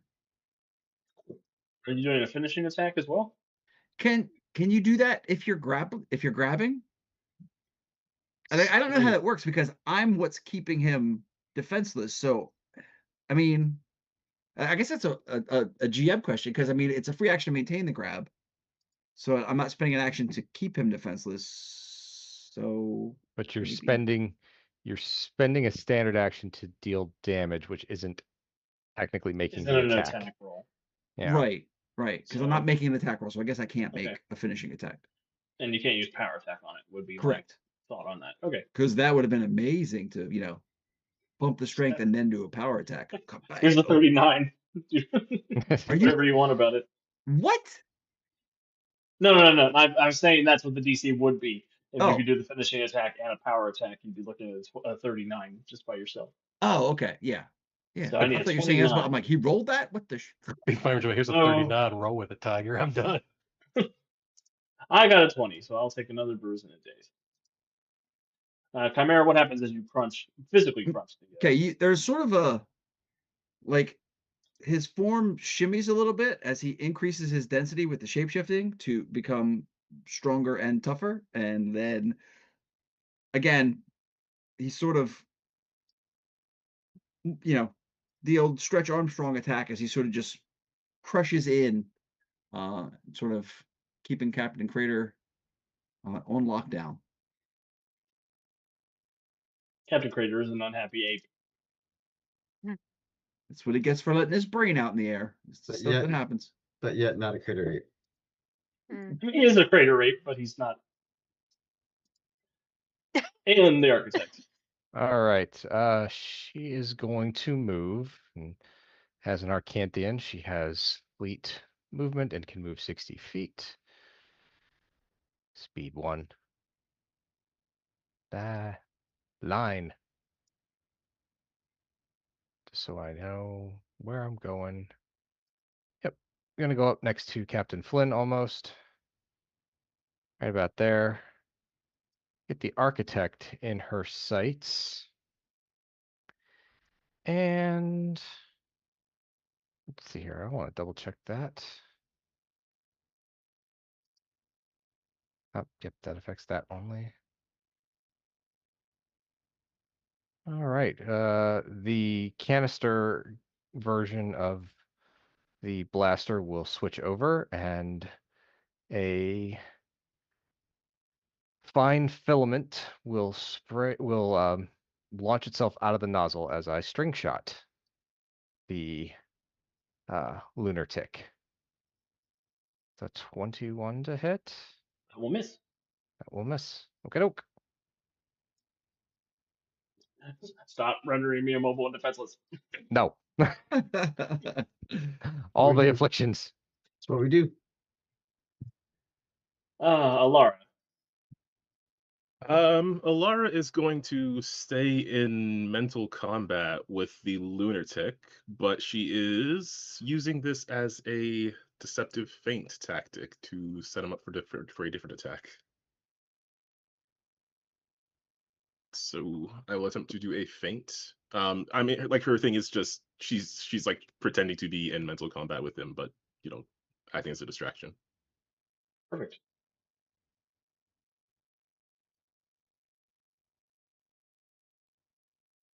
And I believe that is, where is my deception? Ooh. That's not a spectacular deception check. No, I do have a luck point though. And, Not anymore, he doesn't. Okay, well with the luck point, that would be 24 against his deception or insight, which I'm hoping are not as good as his will. 37 on his insight check.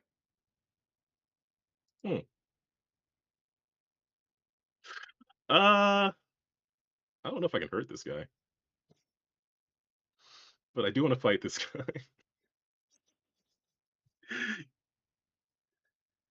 Do you really think you can deceive something as mercurial as the moon? Usurper. Usurper? You call me the usurper? Uh-oh. Ursa rolls her eyes at that. Lunatic madness engaged. What? Huh? Yeah. Moon madness. Lunatic cast Enrage. It's super effective. Okay. Probably has Laura, too do much you dodge to shoot. do a hero point to do something ridiculous? I mean, that's what I was I'll give- going towards, but I'll sure. give you a hero point to crash out if you want to crash out. Very Laura thing to do. Yeah, why not? She's been back home for a bit. Probably surprised it hasn't happened yet. Oh, it has. We just didn't say anything. She hoped no one noticed. We all noticed. Yeah. All right, Laura, I'll leave the terms of your crash out to you, but something detrimental for yourself in exchange for a hero point. You know, ages ago, I had a complication that actually never came up in game, but I gave her the complication of telekinetic bursts. Because I think the twins had like complications where they would have the opposite power if they went through like something particularly straining. Yep.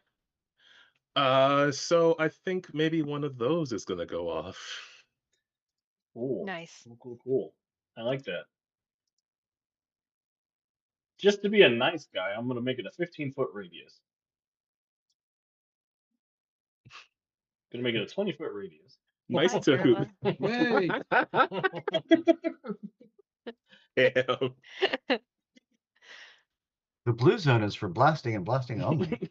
Aelin and Girla, I'd like you both to make dodge checks, please. You're looking for a 25.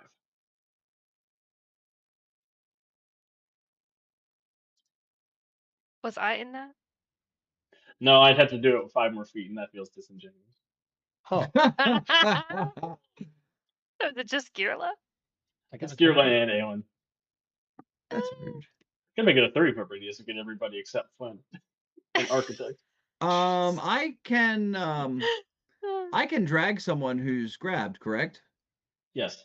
Then I think this seems like a good time for interpose. It's an Must area of protect- effect. Must protect Aelin. Oh, I can't interpose on area effect. Nope. Curses. But it's a dodge, Curses. the dodge check for the telekinetic burst, Alex. Yep. Looking for a 25, which Okay. Girla made Surprisingly. So did I. and Aelin made. So now I just Good. need a toughness check that would be 15 down to 7 to be DC 22 toughness. 7. The cruise. Yeah. I'm all good. Cool. Alara, what happens as you explode and hurt your new friend? Oh my lord. He's not used to your nonsense yet. So when this lunatic refers to her as a usurper when she is so physically close to the throne of Farside, she has a completely valid crash out. Completely valid. I didn't say that. That's questionable. And she will say, I am the one who will take the throne from the usurper. Well, she probably says that a bit louder than I did. I am the one who will take the throne from the usurper. As there is this sudden burst of telekinetic energy. Here we go.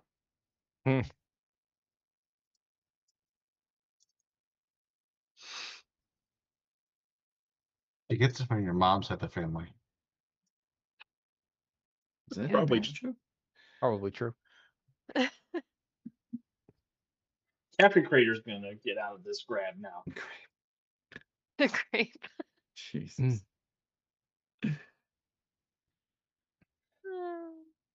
Here we go. Release me. Yeah. Captain Crater is free! Grape strong. Break Apes stronger strong together. Hmm. Get your hands off me, you damn dirty ape. And he has Yeah, I dazed don't think and that was very staggered, chimera. so that's all I can do. It wasn't, but that was not Chimera speaking, so we're all good. Oh, it's Kevin. Okay. No, it was movie quote flashback from Kevin, that's all. Gotcha. That's So from the before crit- your time, Cat. I wouldn't expect you to know lines from the original Planet of the Apes. To be fair, it was I've before actually my never time. seen Planet of the It is before my time as well. But you know, when you grow up before cable and there's only 3 channels on, you're watching a lot of Saturday afternoon movies on your one of 3 channels, and that's Planet of the Apes marathon, baby. I have the entire box set downstairs. Oh wow. My dad loved that stuff. Same. All right. Flynn, over to you.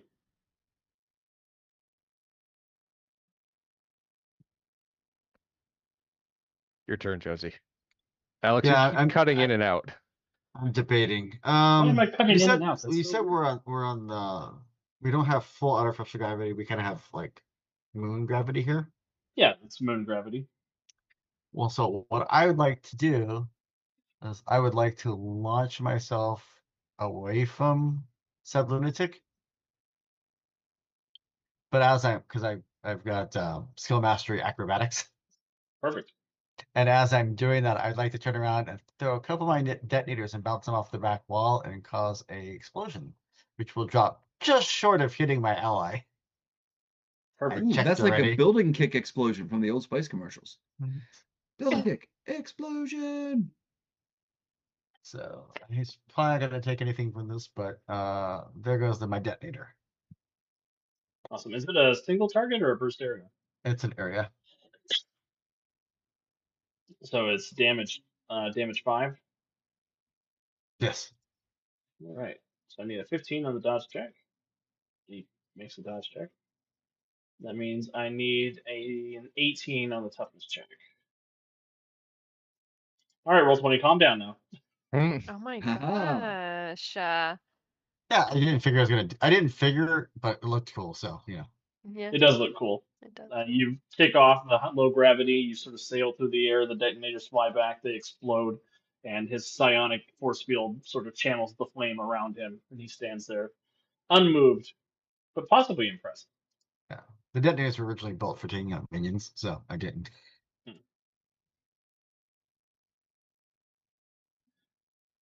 All right, Girla. After getting blasted by flying debris, lift his little hand, like tap Alara on the shoulder or the elbow. And it's like, it's okay, but if you yell really loud, people are less likely to hear you, okay? Just calm down. And he's gonna waddle forward. Good call.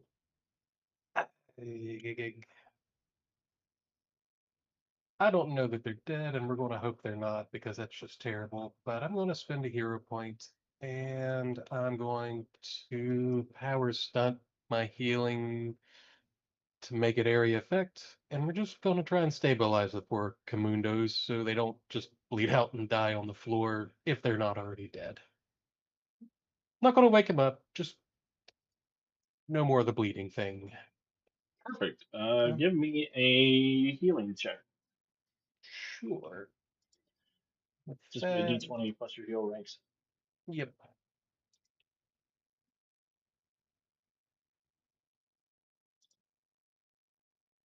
I do already have the stabilize effect. Oh, 16. 16. That will stabilize the minions. They will not die under your loving embrace. At least from this particular explosion, the ones to come probably. Well, But after patting Alara's elbow, when you run up and he'll say a few quiet little words, and these white light will just pour out from him and over them, and they'll breathe a little easier. amazing. I need everybody to know how adorable Girla is. Just gonna pull him big up on the screen for everybody. It's just a little guy. Look how What cute is he in is. his mouth? That is his mouth. Oh, he's like, whoo. I like milkshakes. Wait, we have a good thing for that. Looks at Oh Chimera. no! Oh no! Oh no. I wondered how many episodes we'd make it. None. Nope. All right, Aelin. All right. Well, Aelin has quick draw, which I forgot about. So she will the KTS blaster will shrink back down into its normal form. It will be stowed. Aelin will grab the sword that's on her hip and teleport across the distance, landing right next to Lunatic. And she will swing the sword of Hansha at Lunatic with a dimensional phase shift. No, not that. I forgot you had that. Yes! I could see you going, why is he teleporting? That's not an ability he has. I will spend a hero point to re-roll this. 28 to hit. Oh, damn preservers trying to ruin my life every time I turn around. You That'll hit. brought him into this world. Fortitude. Oh no. Oh. Jonesy, can you make him re-roll? No, I don't think you have that version of luck. No, I don't. Okay. You suspect that would be a very effective technique once you get it linked. Yes. Aelin will go fatigued. Oh dear. Seeing the sword not land. Sister, we've talked about this. And the warrior will arrive. I am the warrior. I will roll initiative for her. But I do believe I get to go with her right now. Yeah, you don't have to roll for initiative. I'm happy to Alright. have you at the same time as. Yeah, well, we'll do that. And the quick draw will happen. The KTS blaster will actually split into two, form into a pair of gauntlets around the warrior's hands. And she will reach out with a claw strike that has a rider of taser strike. I will spend my last hero point to reroll the claw strike, which will be a 28 to hit. It will hit. You need a DC 27 toughness save and a DC 22 fortitude save. You I are made the impaired. toughness save, but I'm impaired from the toughness. Yes. Zap. What happens? Warrior shows up, tisks her sister, forms a pair of lightning gauntlets around her fists, slams them together, and then punches into Lunatic. Perfect. And then she says, now it's our turn. Ursa. Okay, Ursa is going to throw a very disappointed look at Alara. And then she's going to walk over. Oh, shit. Walk over to here. And she's going to use her telekinetic blast to throw Captain Crater at Lunatic. No. Does he count as an area effect weapon? No, he does not count as an area effect weapon.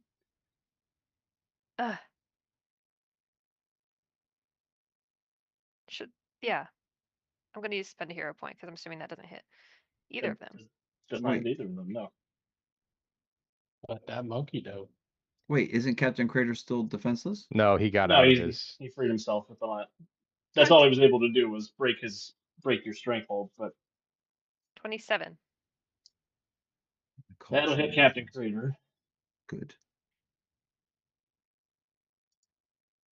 He's got 4 bruises, so we'll take a 5th bruise. And then if you want to use extra effort to chuck him at Lunatic, you can do that. Okay. I will do that. You want me to roll again? Yep, go ahead and roll to hit. Yes. Yay. No! Oh, isn't that a shame? Not. What I love is now everybody at home can see the critical hits in real time from the dice roller at the top of the screen. Yay. So DC 32, and I'll give you another +2 for the gorilla, so God 34. damn. And I'm impaired, so subtract 2 from this. Yes. Oh no, what's 34 and 15? 19. Well, that'll splatter Lunatic. What happens, Ursa? Is you knock him out with this ape. She just like is literally listening to him rant about how he's superior and he's the moon and the usurper and blah blah. And she's like, "Oh my god!" And she just walks over and just sort of like flicks her hand like annoyedly, and just literally the ape flies and splats him onto the ground. Leave the Gosh, mark. I never thought he was gonna shut up. Captain Crater lands in a pile, looks around, and everything freezes in place. And that's where we will take our quick 5-minute break. I know it's a little later than usual, but yeah, I How dare. forgot how to run the game. So bear with us, everybody. We're gonna get up, stretch our legs, grab a drink, grab a snack. We'll roll the ad reel, and we'll be back in just a few minutes. Thank you, Five. Yeah.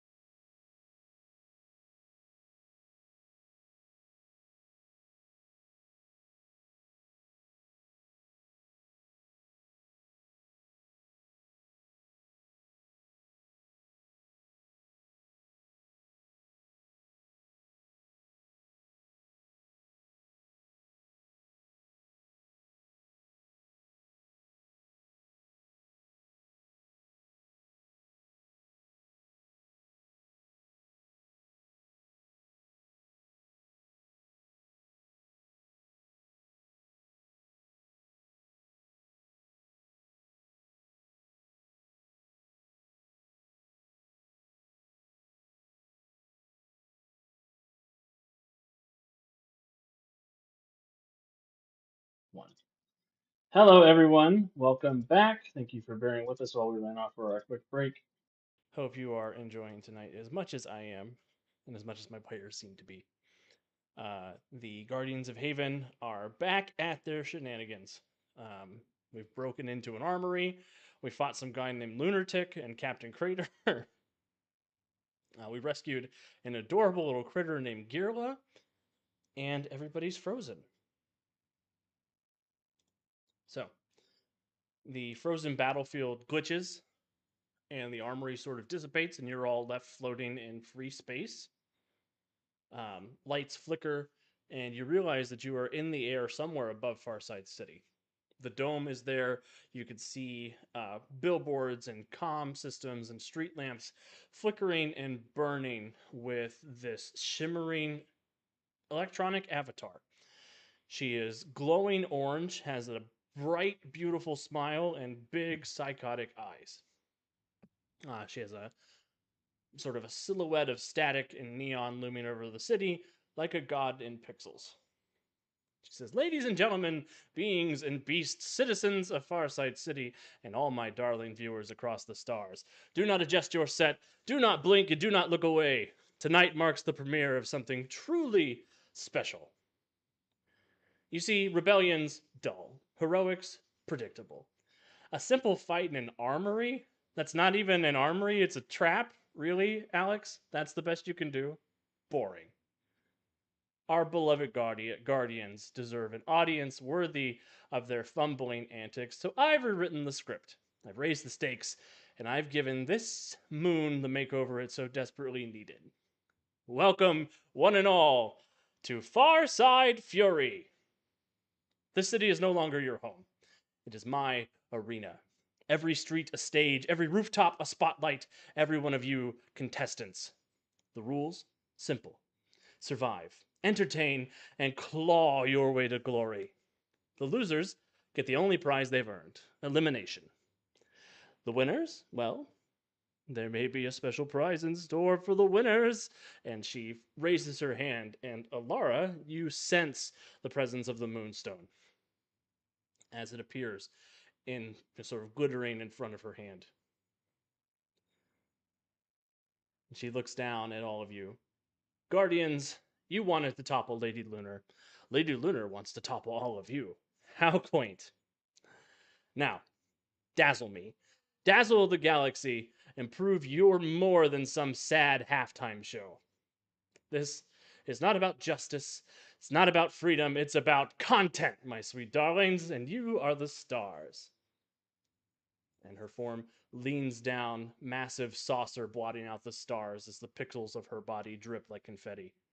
So, fight hard, fight loud, and above all, fight beautifully, because in Farside Fury, no one remembers the corpses, they remember the show. And she snaps her fingers, and all of you go hurtling, screeching out of this area and find yourselves back aboard the Marion. The light spikes, a feedback screech ripping through your skulls, and then you're not in the armory anymore. The battlefield collapses like a corrupted file, and your bodies lurch as you arrive in the familiar bulkheads of your ship, the Marion.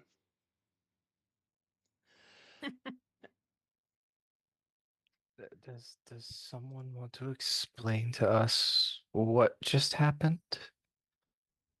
That's not normal for the moon. Just so you're aware, that's not normal for the moon.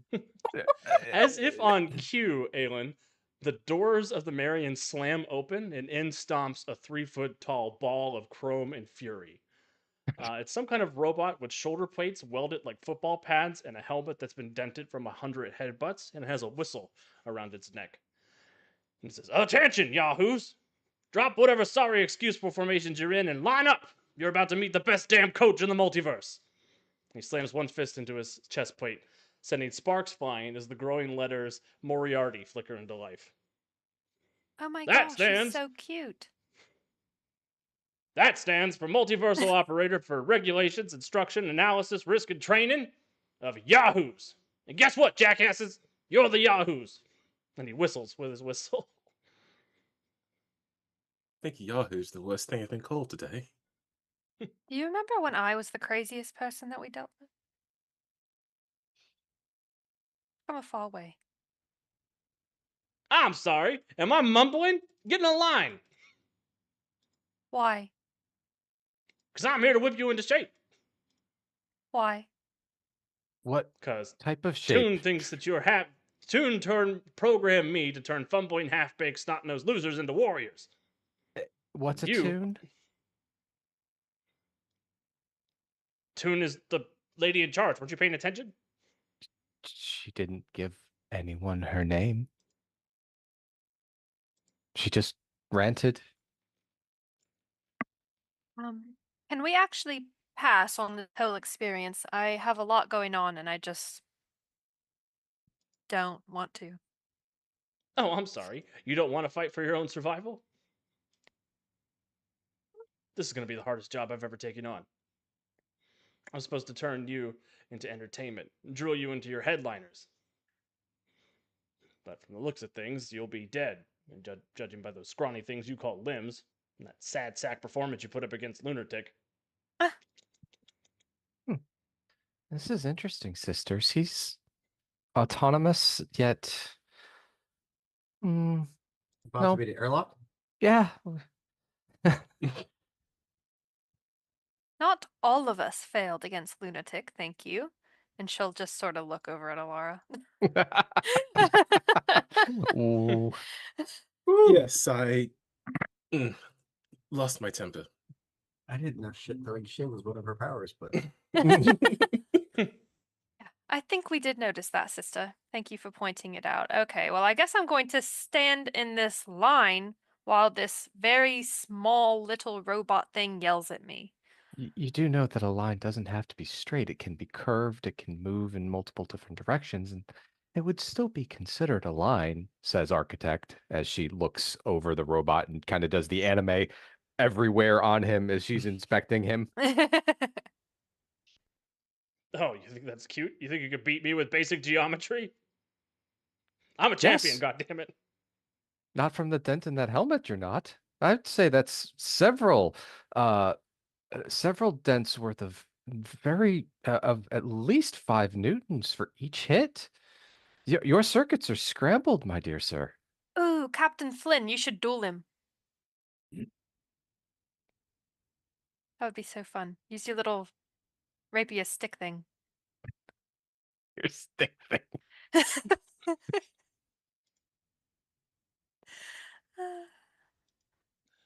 We could buff that out, but I unless you let us open up that dome, that chrome, well, those circuits, I'm afraid they're lost. My scars are not the ones that you need to be concerned about, young lady. You have any idea what you're up against? The teams that have been arrayed to stop you? You mean the entirety of Farside City under the control of one radical empress usurper? She says not the just- word and looks at Laura. Well, Well, I'm it's not calm just now, her. so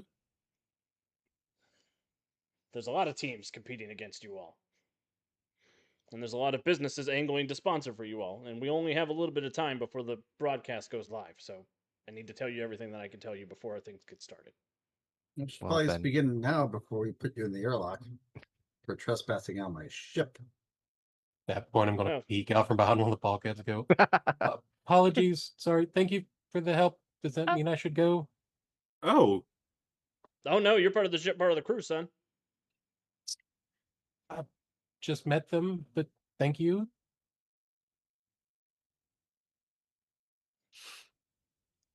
You have a member of Well- your team that you just met? He sort of looks at the 5 of you.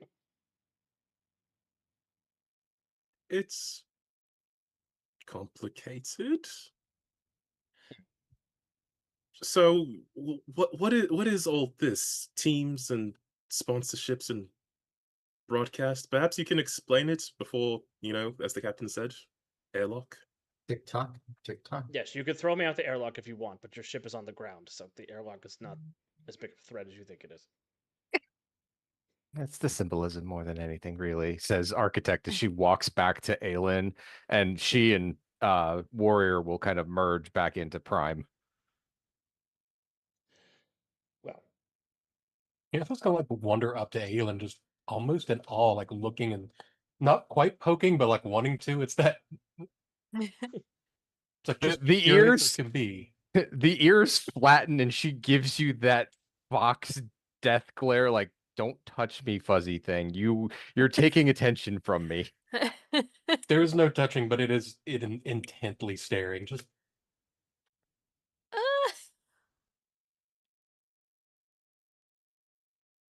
well, I guess I'll start at the beginning.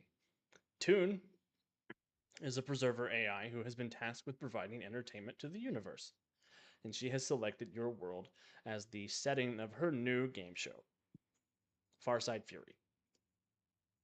You are one of 9 teams that is competing to win the throne of Farside City and the Moonstone. It is you guys, and he taps a couple buttons on his chest, and a roster pops out with your guys' names and your stats on it. And then he cycles through a number of different teams. There is Lady Lunar's Court is one of the teams. There are Mama Kiger and the Twisted Sisters, the StarCon, Aegis, the Children of Chrysalis, a team called Oops, All Phoenixes, the Gem Stars, and the You Stormbreakers. son of a.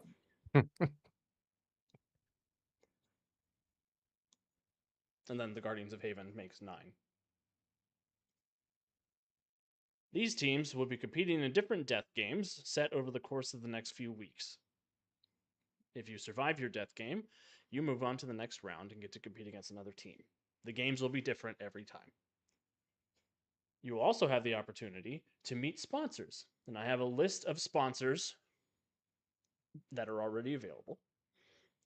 The list of sponsors so far, and it will be growing as more sponsors become invested in the show, but there is Grav Cola, Defying Gravity, Refresh Responsibly, Starlube Hyper Oils for ships, bots, and well-being, Quantum Industries, weeb products for weeb buyers, ooh woo, Church of the Cosmic Toast, may his grace find you butter side up.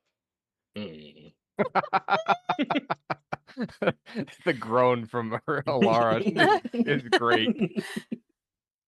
The Crater Apes Moonion, not signing up as Moonanas. Freedom League Dark Van Detailing, when you need to know it has a soul. Get Ready, Get Set, Bake. Super Never Seems So Sweet. And Hero Points, the reason we're all here.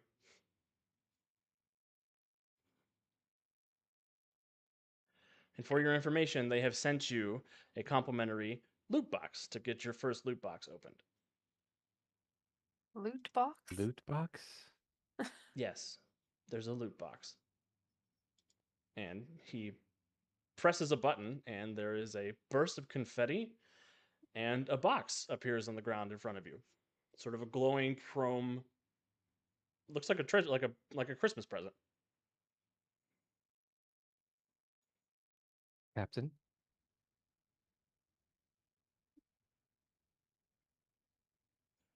He has a poignant look at the twins because this is really their fault. And Yes. and we'll pop open the box. Yeah. The box plays just a jingle, and it opens, and there's a spark of light, and a number of items appear in the air hovering in front of you guys. There is a 6-pack of Grav Cola, which comes in a blue can and has a little red icon on it that looks like it has like a face and Mickey Mouse arms and legs. There is a Starlube personal spa kit, which is a sort of a travel sample of this little, it says Hyperlube on it. There is a business card that says Hero Point gift card. There is a cupcake that has a pin in it. And there is a pamphlet from the Church of the Cosmic Toast.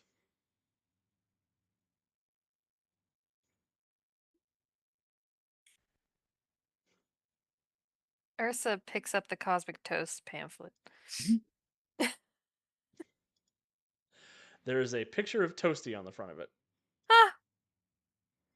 Alara, look! Oh. Aelin. Aelin, look. It's too bad we don't have any mapples. Ah, he loved Mapples.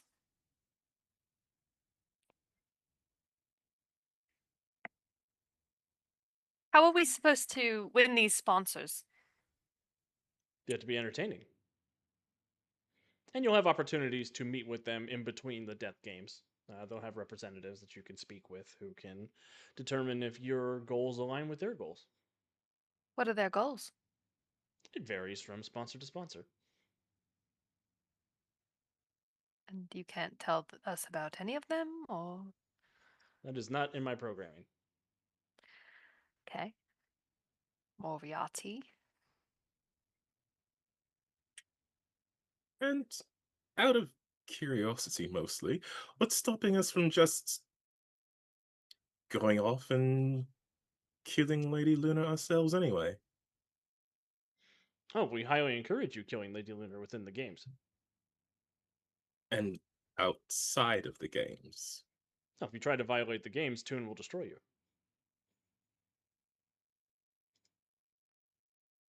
What?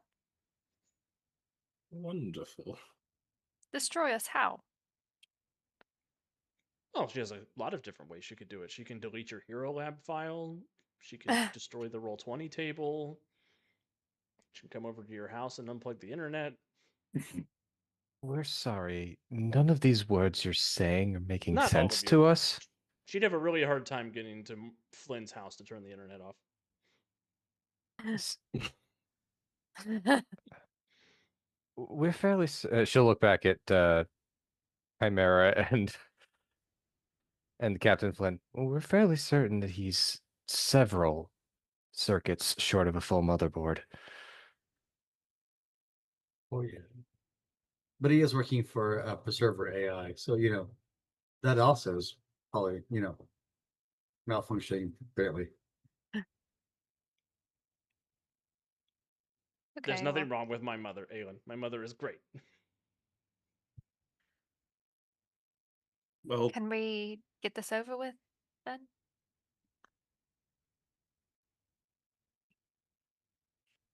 I suppose so. Great. For the course of the tournament, you will be using the Marion as your headquarters, which is currently berthed in a starport that did not exist before the start of the games. You have Okay. 2 lunar rotations before the first death game, so you have time to prepare to introduce yourself to your new teammate and become acquainted with your abilities.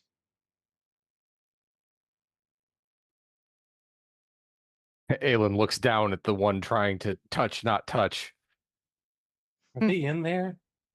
Like when you look, you just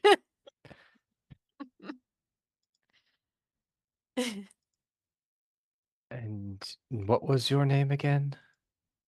my name's Girla. Hello. What's your name? We are Aelin. Are all of you Aelin? Yes. I don't know how it works, but nice to meet you. Hmm. Do I have to say hi to each of you, or do we tell the others? Oh, this is. She like you see like a ripple as kind of just she like fuzzes out. She's like, nope, not gonna deal with this. She just turns and walks off. Walks off. It's like too much, too nice, too naive. Okay, goodbye, Aelin and Aelin and Aelin.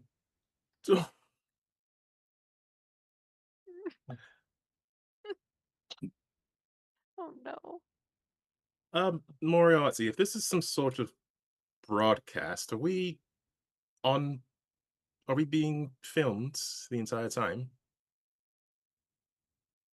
You are being live streamed the entire time, yes. So even here, we're being watched. Well, not at the moment, but yes, you will be. Good Being to live know. streamed where? Everywhere. Toon has eyes everywhere. But who's watching us? I mean, Oh, the entire universe is watching.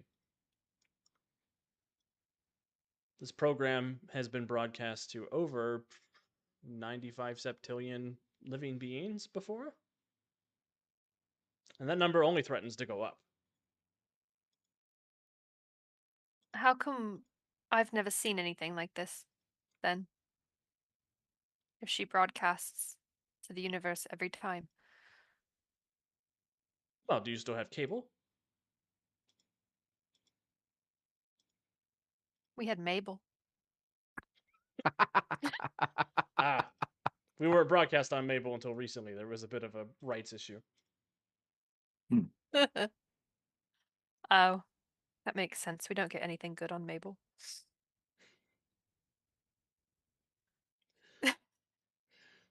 HBO Mabel, that's where it's really at. Mooncast.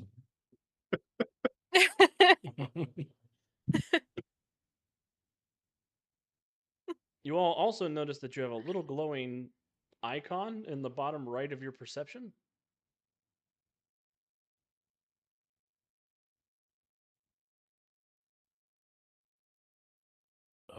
Focus on it.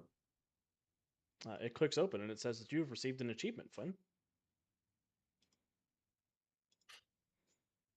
You've received the Selling Out achievement. You've received your first loot box. Prepare for the alluring call of capitalism and microtransactions. Selling out.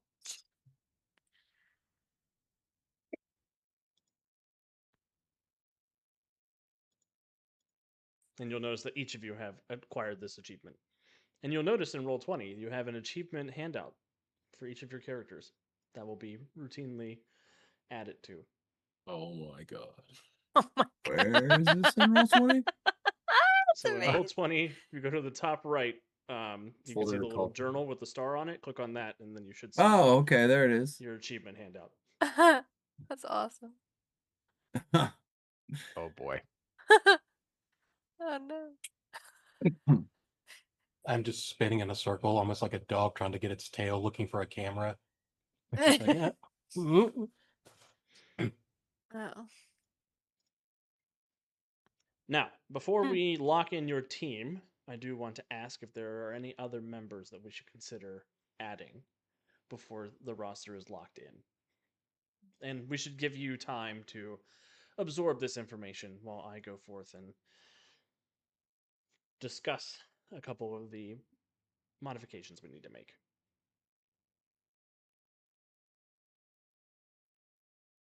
So, get acquainted with each other. I'll be back. 2-2. And when Moriarty walks away or disappears or however he transports himself away, Aylin's gonna look at the rest of the group and say, "Did anyone else notice that it shifted personality about halfway through that conversation?" Well, you Yes. you mentioned the dents, so We are afraid that that is going to be a continuous thing. well, whatever this tune is, she's certainly powerful enough to wield the Moonstone and take over all of Farside in what seems like the blink of an eye. So We thought the Moonstone could only be wielded by one who was deemed worthy. That was part of the problem back on Starhaven, wasn't it, Alara? indeed it was. And Tune, whatever she may be, seems more of an entertainer. So, I mean, I'm not sure how the worthiness applies in that situation. In any case, I'm saying that the threat of her power seems legitimate. No, she's got the Moonstone. We don't actually know she's wielding the Moonstone. True. We've seen other ancient preserver tech that can warp reality and bend the laws of physics as we know them. So We suppose so, yes. and based on what Moriarty said, and you guys did catch that he's a bad guy, right? You know that, right? Oh, 100%. Okay, cool. He is cute though. As long as it wasn't lost on anyone, that the cute little robot will betray us yet again. Been there. Don't talk about Toasty. I was talking about Watson, but Ugh. want to talk about any of our robot friends. They're just so cute and trusting. How am I not supposed to trust them? Look at their little faces. Speaking of cute, Yes. Gila. He will stop spinning when he hears a name. Oh, sorry. I couldn't find the camera. Hello. Perhaps we need a proper introduction. Yeah, I would rather not go out the airlock if I can, please. Thank you. No, you're fine. Just, how did you get in that tube?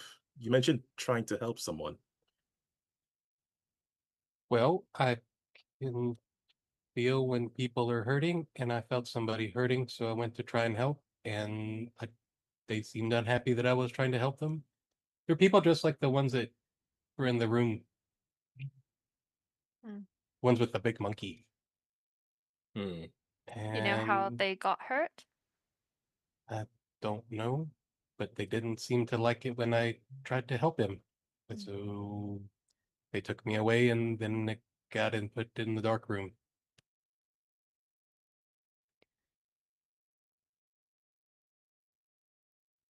Where are you from?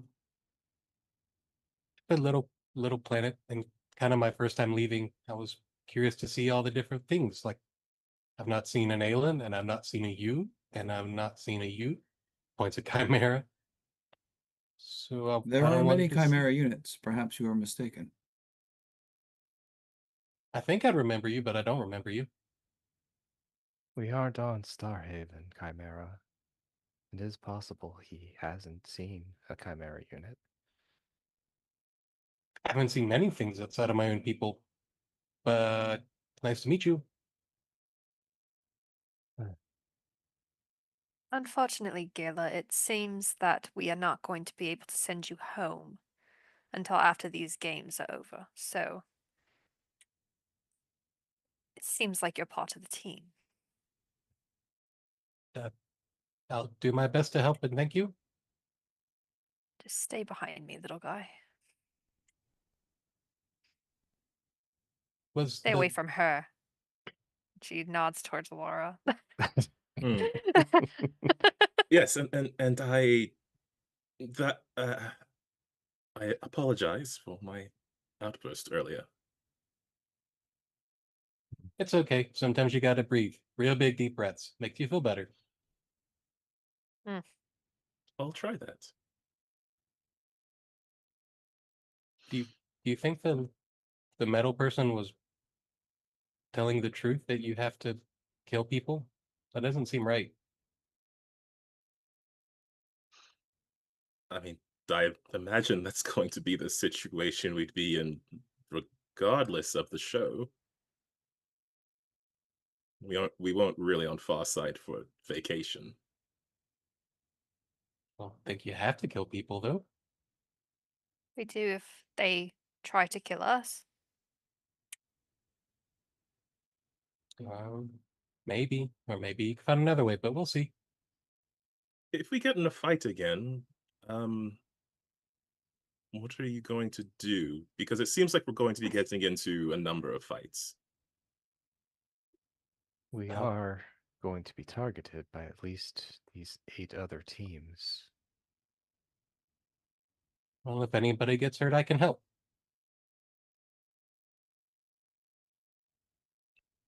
Anybody on our team, of course. I don't want anybody to die if we can help it. Okay, but our team will take priority. Right. Okay. Okay. Good enough. I feel like Ursa and Alara actually share like a look. The first thing they've agreed on in years. Couple of years. Yeah. Captain, the robot talked about adding to our team. Is that something we wish to go over? Do we know anyone that we could use to help us? I mean, she kind of scrunches her nose at the memory of the listing. does seem a few number of our supposed allies are arrayed against us.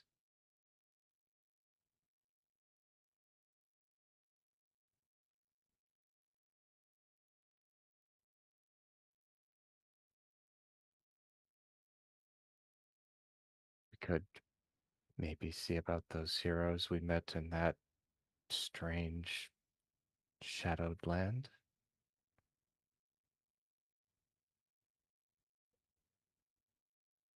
Possibly.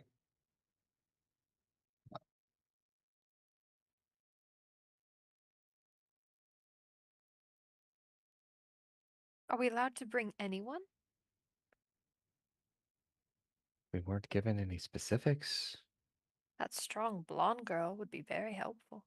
As long as we don't bring Daedalus, he'll just get kidnapped again. True. It's fair, yes. Or maybe this would be considered A kidnapping kidnapping. him. Yeah.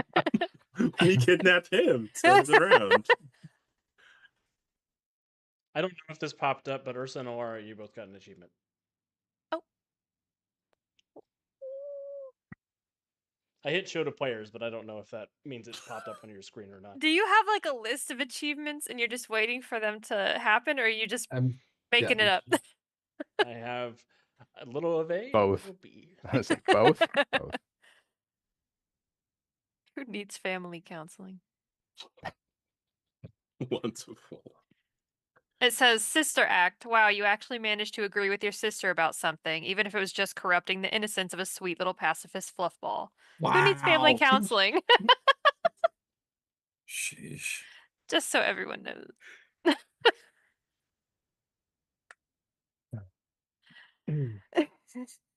We grew Another up in a important very thing. rough situation, okay? Yeah, it's Another hard. important note, I will never say your achievements out loud. It's up to you guys if you want to share them with the others. Wait, you just did. I'll say that you got an achievement. I won't say Oh, what okay. it was about. Okay. We need to just get you a little soundbite. That... Blink, blink. we can work on that, Alex. By the way, if you want. I if we could do that, that would be awesome. That'd be hilarious. So, is there anyone we want to add to the team? Because that's just pulling them into this situation, but would give us some extra hands. Well, as we said, a few of our supposed allies are already arrayed against us, which we do find a bit strange. We were on good terms with them. It does sort of feel as though this preserver AI is deliberately poking at us. Makes for good entertainment. Something But about yes. drama. Yes. Llama. Can we Well, even trust anyone on the outside? Or could they possibly bring in fakes to sabotage us? Well, we would think not to give them any different ideas, but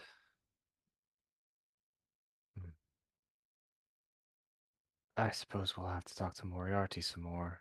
We suppose we'll have to talk to Moriarty some more just to understand more of these seemingly shifting rules. Dusa just Or- read your chat comment. How many Sophies can we recruit before we're told no more? Wow. Amazing.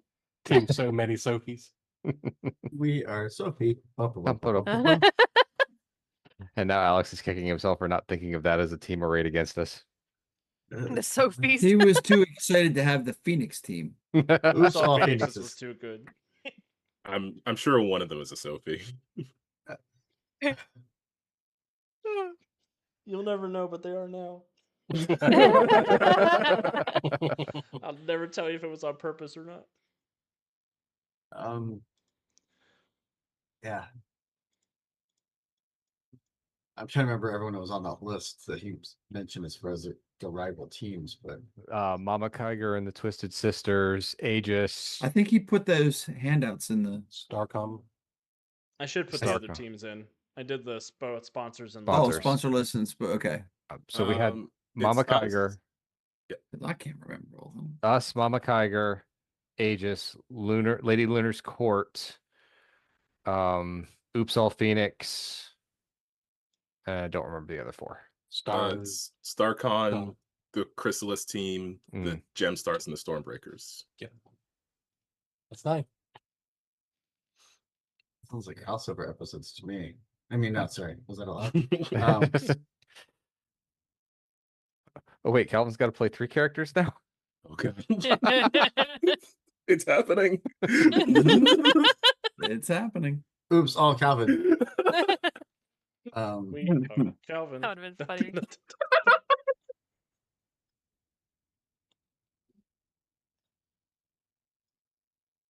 Yeah. Shared the enemy list with everybody. I mean, Team the list, yeah. the Stormbreakers are the other heroes that we know from Earth. Yeah. We've met the Freedom League Dark, but Yes. for all we know, they're still gallivanting around the universe, multiverse. Well, apparently they're one of the sponsors. No, the van detailing shop is. Which, I appreciate. So Well, apparently you're the spokesperson for that group, Mortis. Spokesperson. spooksperson. Spokesperson. That's pretty good. Well, let me go change that real quick. Oh, Gator Man is Spokesperson. also a spokesperson. Yes, for the baking show. Guess who else is a spokesperson? Deuce. Yeah. So Moriarty comes back and he has one of the sponsors with him. And Deuce, speaking for Hero Report Incorporated, you have wandered into the scene. Oh man, you guys don't know what that is, but that's cool. Love the rest of you guys. Longtime fan, first time listener. Nothing. Come on, something witty. Who I'm- is this wonderful man that you brought us? This Tall, is one of the handsome. It sponsors. feels like a second husband to someone. I'm not sure. Oh, you have no idea how good that feels. But I've been waiting a long time for this. My God, Chimera in person, Greek statue, just pleasant. That's gonna be Actually, I am nice. manufactured by the preservers and not these Greeks that you speak of. Da Vinci couldn't have carved something that nice. I mean, abs and curves in all the right places. Good Lord. The belt's for show. That's cute. False modesty. But anyway, so welcome to the game, guys. Love to see ya. Need a little help, right? Trust me, you want the hero points. I never use them. I've got a crap ton back in the van. You're going to want them. In the van. Yeah, it's a thing. Moriarty looks at you, Deuce, and says, "You and I both know that they're the only team that's allowed to use hero points, and that's the only reason you're their default sponsor to start." Well, I'm trying to talk them up so they feel like excited, and you shooting on this parade is like crapping in the woods. It's not helpful. Stop. Make them feel great about it. You guys are my first pick every time, each time. Can't ask for better. You got this. Plus, really, I mean, if you guys don't win this, we don't have a show, so don't worry about it. You'll be fine. So much better now. Count on a little luck and realize you're going to be fine. It'll be great. So, for a sponsor, tell me you want the hero points. Just something, anything. What is a hero point? Do you want like an honest answer? Or do you want something inspiring and helpful that makes you feel like you're nothing? Huh? Okay. It's think that they need little the bit of honest extra answer. Oh, I can't give them an honest answer. They won't believe me. It's that little bit of extra that makes you something special in this bright, shiny world and proves to people that you're the big darn hero that you know you are, but really don't want to admit to. So just believe in yourself. And it's that manifestation of belief. Probability control. That's what you want to hear. I'm sorry. You can help twist fate. Celestial forces. Oh. Moon magic. Don't tell Alara that. He just did. I mean, sounds like something we could use. Well, that sounds like a yes to me, and I'm not going to give you a chance to say no. Put her here, and he's going to hold out a hand to Alara, Oh, sure. grabbing her hand and shaking it like you were halfway there. Good job. Welcome to the team. You have your first sponsor. Don't you feel excited? Yep. I know you are. You know, yes, sure. Why not? Yeah, of She course. gets it. Going Are you from Earth? Yeah. Thought so.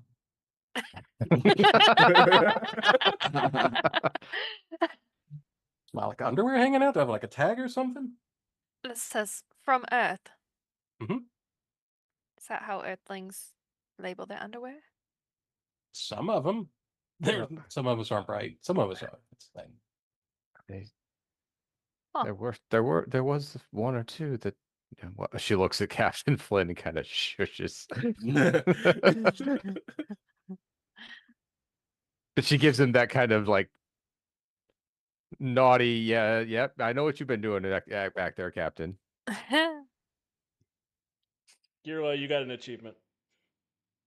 Oh, Lord. Girla. Kirilla starts spinning again, like, where's the camera? Yep, find it. Okay. Ah, yes. Alex's standard prep package. You're forced to improvise something any other production would prepare you for. What were you expecting? Steve fucking Kinza to get out an information packet?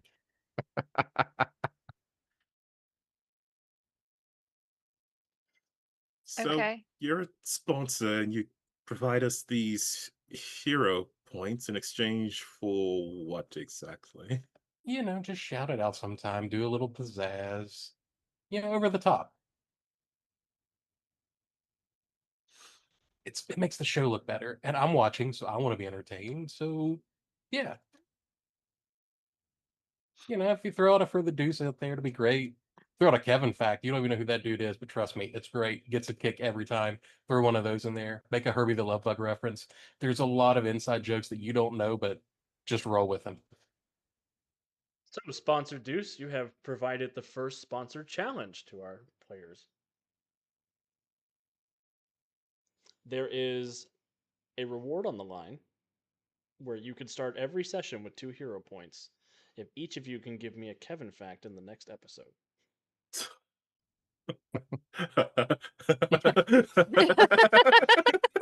I think it broke Calvin. Maniacal laugh. Maniacal laugh. Calvin laughing insidiously in Canadian. It's great. What is maniacal laugh in Canadian? Right. We just witnessed it.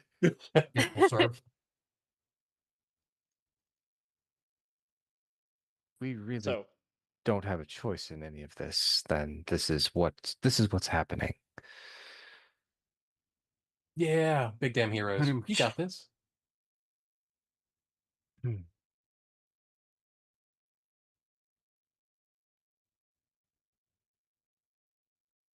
Okay. Sure. Yes. I mean, this could work. We can make this work, right? This is still an opportunity to get to Lady Luna and do what we came here to do. Well, Captain, you realize what this does mean, yes? Is a several-hour crash course of you explaining entertainment to everyone. Reality TV, yes, I realize that.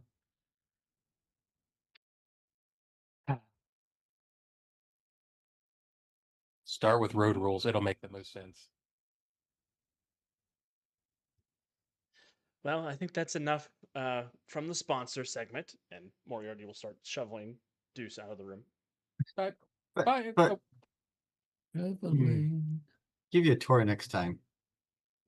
looking forward to it. Big ol' hugs. Bye.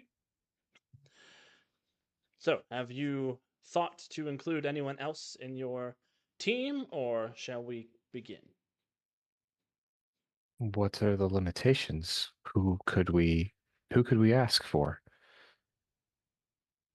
Well, just about anyone who's not on another team. Within the immediate solar vicinity.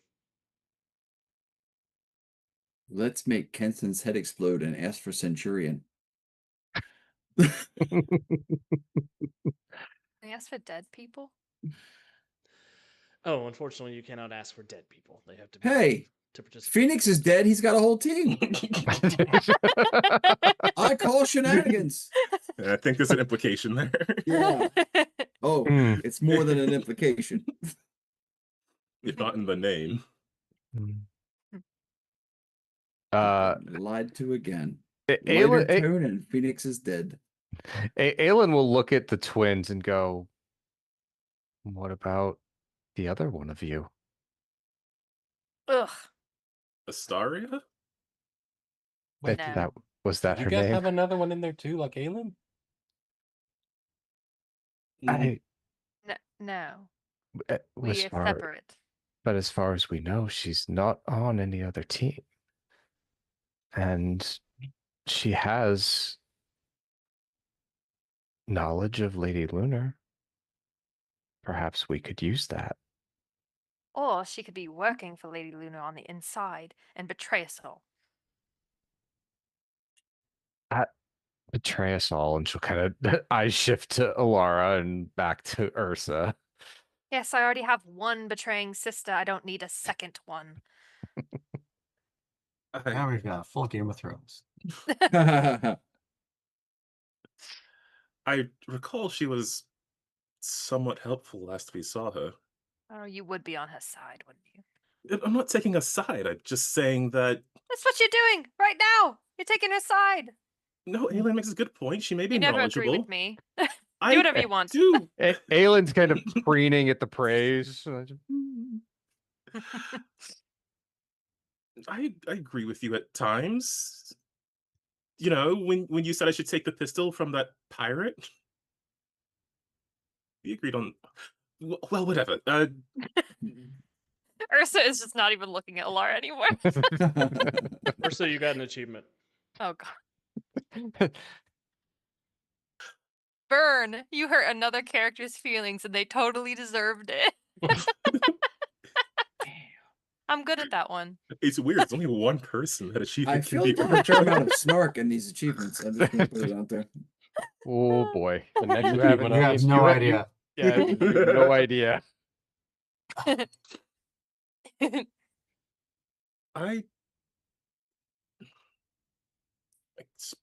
Then ask for her, Alara. I can't stop you.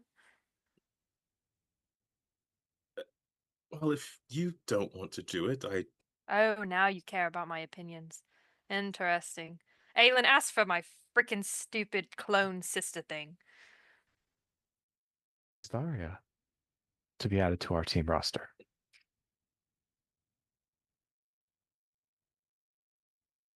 Chimera, you reminded me you also got an achievement. Oh no.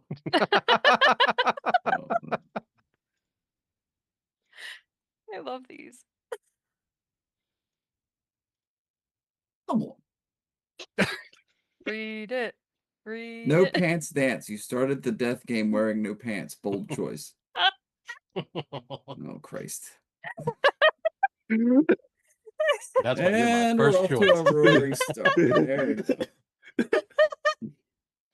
Ah, That one's choice is funny. You don't know why, but that one's choice is funny. holy shit.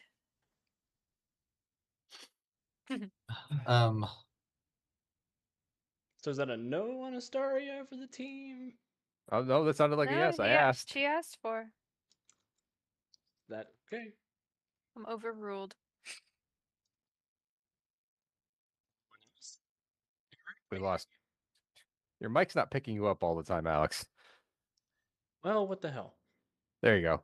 There you are.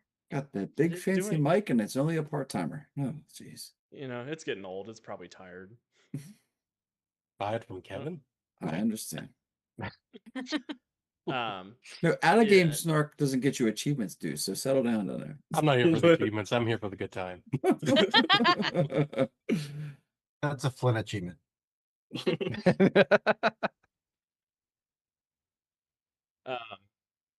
So, are we thinking anybody else? Eric, Og, Gruck, Hat Rack, Takashi Solo. Takashi Solo, Oh, that's a good one. I Daedalus? don't know if we want to. We already talked about Yeah, kidnapping. yeah. Daedalus. What's the we point would of get- Daedalus? He'll just be kidnapped every episode. Yeah, we would get Daedalus and he'd be immediately not on our team because he's been kidnapped. So, Og, Gruck, Takashi Solo. I assumed Hatrack was on Team Aegis. Yeah. Mm. Do Don't we really want to? want to bring Eric. Yeah, I was gonna say Eric's probably on Lady Lunar's court, but maybe not. We No, could at you least guys ask. You freed Eric and you deprogrammed him. Eric's okay. Okay. Do I want to endanger his life? Don't know that Eric would want to return here. Yeah, I think we'll leave Eric out. Sorry, I think we'll leave Eric out of the Does group. anybody want Bran Cardone? So Would we could be lose funny. a blaster pistol every time we run him into a fight. Bran Cardone stole that dog. We're not on good terms right now.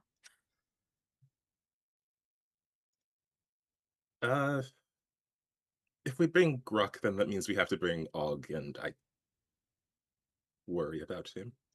Do not bring Gruck by himself. He will be very cross with you.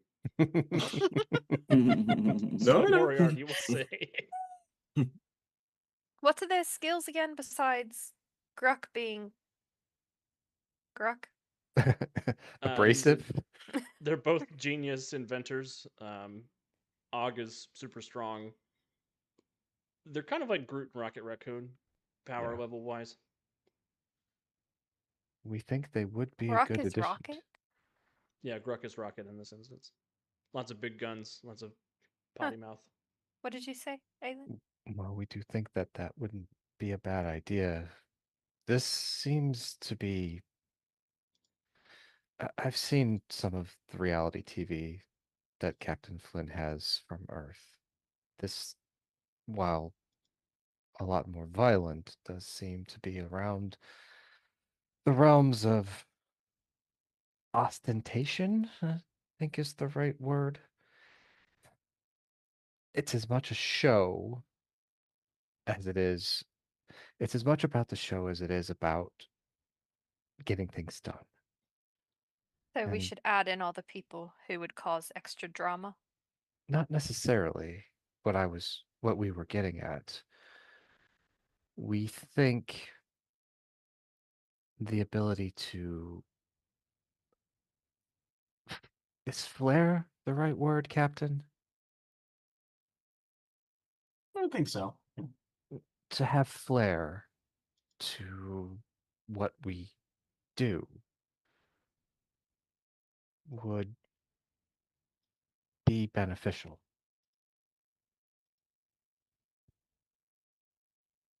Elara, when is the last time you talked to Og? Not that I've been counting the days or anything like that, but I don't think I've had an actual conversation with him since the siege. Who here's the talk? Can team members be designated as supporters only, not combatants? Or is everyone on the team considered a live fire target? Well, you are certainly welcome to designate certain team members to act in support, but that does not mean that they will be safe from attacks from the other teams. They just won't be expected to participate in the death games.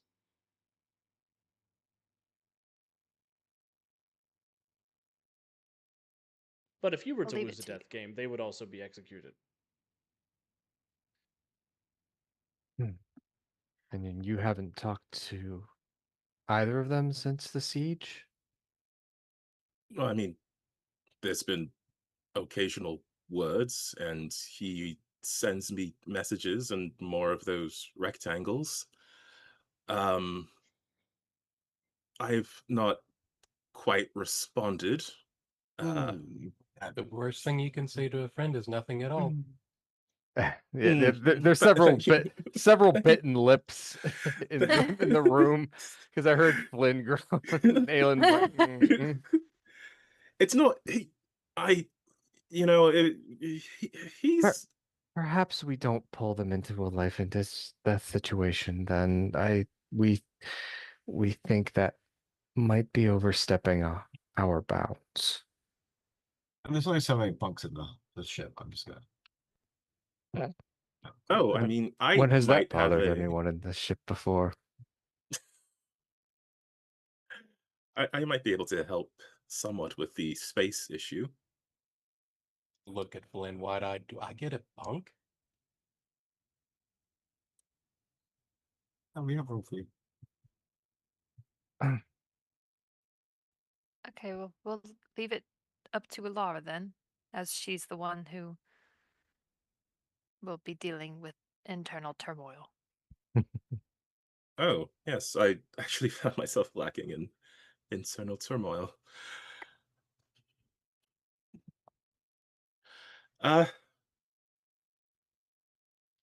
We could use their technological expertise. I just would not want to put them in danger for our sakes. When we could ask Takashi instead. Although he is in Zoth Roke's body, so When did we last speak to him? Perhaps that has shifted. He Aelin, is you a did get an achievement for your comment. okay. The notifications there. You can check it whenever you. Okay, so just to go through and check on off our list of options. Eric Sonogo, Argon Gruck, probably not. To answer a question that was sort of asked, Takashi is probably part of your resistance movement because he is in the body of Lady Lunar's right-hand man. However, that also probably means he's on Team Lunar. Right. So Takashi's off the list also. But he's probably a double agent working for you, working for Lady Lunar. So on the list, but not on the list. Astaria? And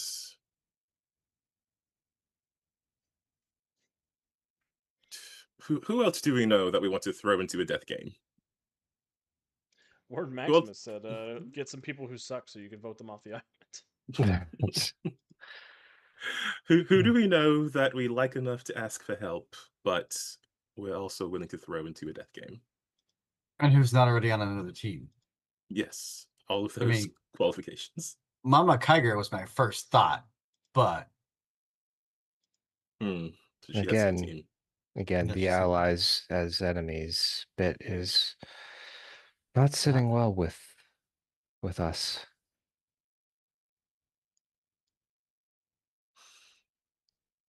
Could be just for the drama. Most likely.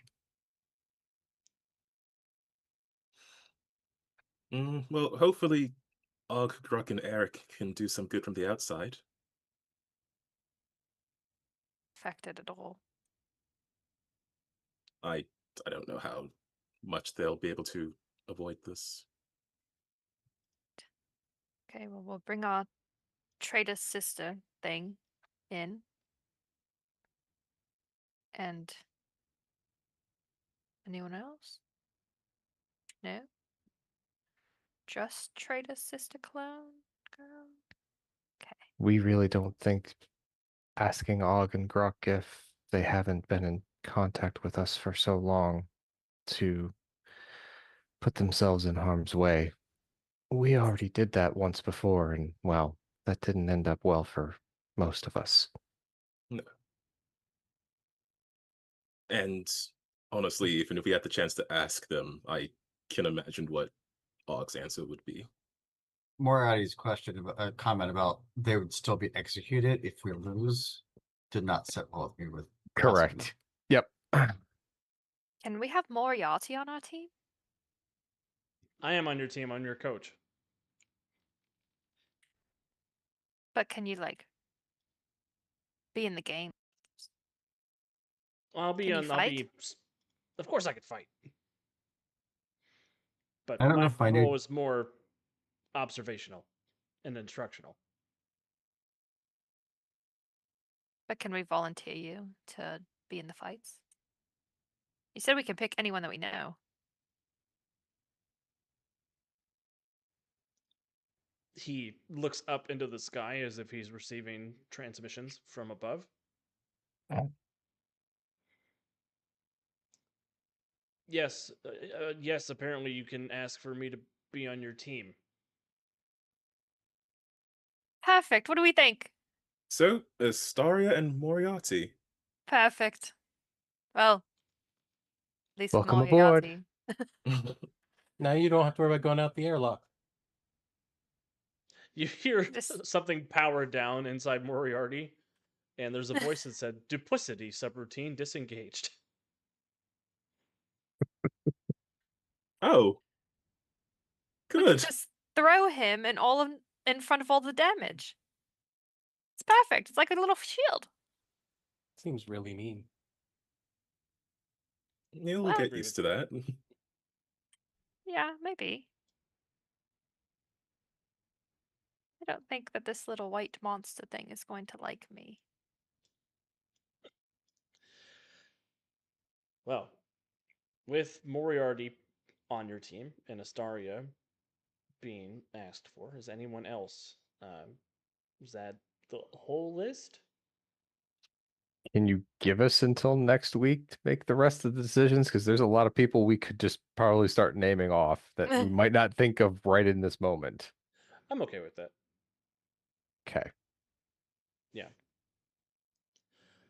Well, in any case, it is 10 o'clock, so we should probably call that the end of episode 1. Hmm. And I am so excited for this game. I hope everybody at home is too. Just to give one more point of information for the folks at home, if you are one of our Patreon supporters, as I know some of you are, there is a part for you to play in the story this season. I sent out a post on Patreon the other day, but if you haven't checked it yet, the sponsors are you guys.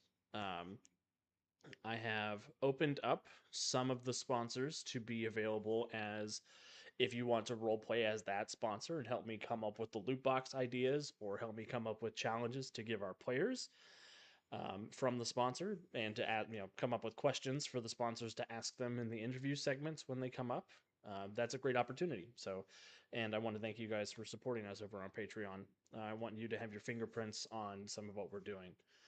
If you have fun ideas for achievements, also please please feel free to post those up there. If you haven't gone over yet, it's patreon.com/Untold Stories Project. Yeah, we posted that on Tuesday. We're starting Titan City Tuesdays on Patreon, so I'll be sharing advanced chapters of my books. I'll be sharing early access to the podcast as it's edited, and character sheets for the podcast, little Titan City snippets of rules like locations or monsters or whatever. That'll be going up on Tuesdays. My goal is to make sure Patreon is something that has regular updates and is coming up with things for you guys to both do and contribute as a thank you for helping sponsor us. We will be doing a quarterly actual play with you guys as the players. So I know Paradox, you've really been waiting for a chance to come on and play with us. So thank you very, very much for supporting us for so long. I'm very happy to finally have some momentum on that stuff, getting it going. Other news around the network. Thursday, tomorrow morning, we will have another episode of the Titan City Serials. We're still in the midst of The Sound of Silence, and I'm pretty sure tomorrow's episode is Deuce's trip to the bottom of the ocean. So Effing if terrifying. it's not, it's coming soon, but it's very good. We also have Monarch tomorrow. That's our ongoing mini-series set in the universe of Kong Skull Island and Godzilla King of the Monsters with our heroes on the ground. I'm not sure 100% what's going on there. I just know it's a lot of fun. Monday, I'll be back with Office Hours from 7:30 p.m. EDT until 10:30. We will be diving into the demo for the new Dispatch superhero game. So if you're interested in how that game looks or you want to come hang out with me, I'll be there doing that. And then Tuesday, we'll be back with... No, we're off for City of Destiny on Tuesday, but there's something else going on. And then we'll be back here next Wednesday, same bat time, same bat channel. Sorry, that's a lot of information all at once. I want to give all my players a chance to say goodbye, plug anything they want to plug, and we'll get out of here, starting with Kat underneath me. Hey guys, I am so happy to be back with this group of players. I haven't played a game in a very long time, so it has been a blast. I'm really glad to be doing the Moon Twin thing again, even if they're in a little bit of a spat right now. But we'll see how that goes, and I look forward to seeing how these games play out. But definitely watch everything else that's going on, and yeah, I will pass it to my twin, Calvin. Twinsies. Yeah, Alara is a person who is constantly making mistakes, but she's aware of them now. Growth. The first step to getting better is admitting you have a problem. Yes. That's what's Yeah, happening. that's she is aware that she messed up. She just didn't not mess up. She just did it Wow. again. Yeah, I'm so enjoying the drama, which there's going to be inevitably a ton more of. So look forward to more of that. As well, if you are on YouTube, please check out the Women with Dice channel, where we have gaming streams and tabletop RPG podcasting. We've been talking about Lancer a whole lot in the last couple of weeks because I've been basically using the podcast to do my campaign prep. So if you want to check that out, check out the last couple episodes. And that's all I got. So with that, I'll pass it to the new member of the crew, over to Deuce. Howdy, everybody. Thank you so much for watching. However you do, those watching live, thank you so much. Always appreciating it. Those watching after the fact, leave a comment. Tell us what we did well, what we did poorly, or what you would do instead. Well, I've said it before, and I will continue to say it at least for the next several months. It is 2025, which means Kevin Facts, that's right, they're still here. They're still going, and they are great. Today's fact is Kevin Fact 413. Kevin's nickname as a child was Shark Boy, not because he had poor circulation and a blue tint to his skin, not because he rocked an awesome looking fin haircut for about 6 months that no one told him looked bad. No, they called him Shark Boy because he has a weird condition and an imbalance in his ears, so he can't back up, can only walk forward and turn on the spot. It is the strangest thing, just like a shark. So, yeah, here's your Kevin Fact for the day. You want to know what else about Kevin you haven't found out yet? Tune in next week as people vie for more hero points as my sponsorship goes live and you get several more from our beautiful cast, including Alex, who's going to do one just because he's going to enjoy it. And he realizes now, crap, I just got talked into it, didn't even expect it. So let him shake his head as he now realizes I'm giving him that much more to do. Speaking of, go Twin, go Kevin. Wow, how does one follow that? Twins in this. Yes, Chimera is ancient Greek for target, apparently. No, I'm just kidding. So it's good to be back on the air with these jokers and clowns and whatnot, doing our thing, bringing you the laughs, hopefully. So hopefully you'll stick around. This season looks to be very intriguing, as Chimera would say. Plenty going on the channel. Alex already said that, so I'm not going to club you over the head with that. And this guy right underneath me on the screen, who knows what he's going to do next week. So make sure you're here for that. So knowing the chaos is coming, I'm going to hand it over to our den mother, Andy. Den mother. Yeah. There's no controlling this group. Not this season. Nope. Not the right character for it either this time around. Nope, I don't have much else to say. There's a lot that's already been said. There's a lot of stuff going on. Come back next week and see where we take it from here. And we'll say this: watch Alex's best laid plans come tumbling down around him. Jonesy. Thanks everyone for tuning in tonight. We appreciate it. As far as what's going on around the network, Alex pretty much covered that. I will say, if you like spooky stuff with Halloween coming up, I do have a couple things up on the community content over on the Age Creators Lines. So I got a couple Cthulhu Awakens items up, and I've got a new one coming out soon for Modern Age, perfect in time for Halloween. So stay tuned for that. And with that, I'll kick it over to Alex. Yeah. I forgot to mention one last important thing. Ant Puppy's Kickstarter is live for Woohoo! Get Ready, Get Set, Bake. The cozy, simple RPG that she created to simulate doing things like the Great British Bake Off, but with superpowers. Um, it's a really fun game. It's really well put together, and it's just a cozy good time. You can play one of 5 pre-built superheroes, or there are some rules to make your own characters to participate. But I'll share the link for that. They're about 50% funded at the moment, and every little bit helps. And if you look back or elaborate, you can see a version of the game being played by some of our cast and crew. The winner might even be here currently. Also true. Is the winner in the room with us? Putting the shameless in shameless plugs. The winner's inside the house. It was not Gatorman this time. Not this time.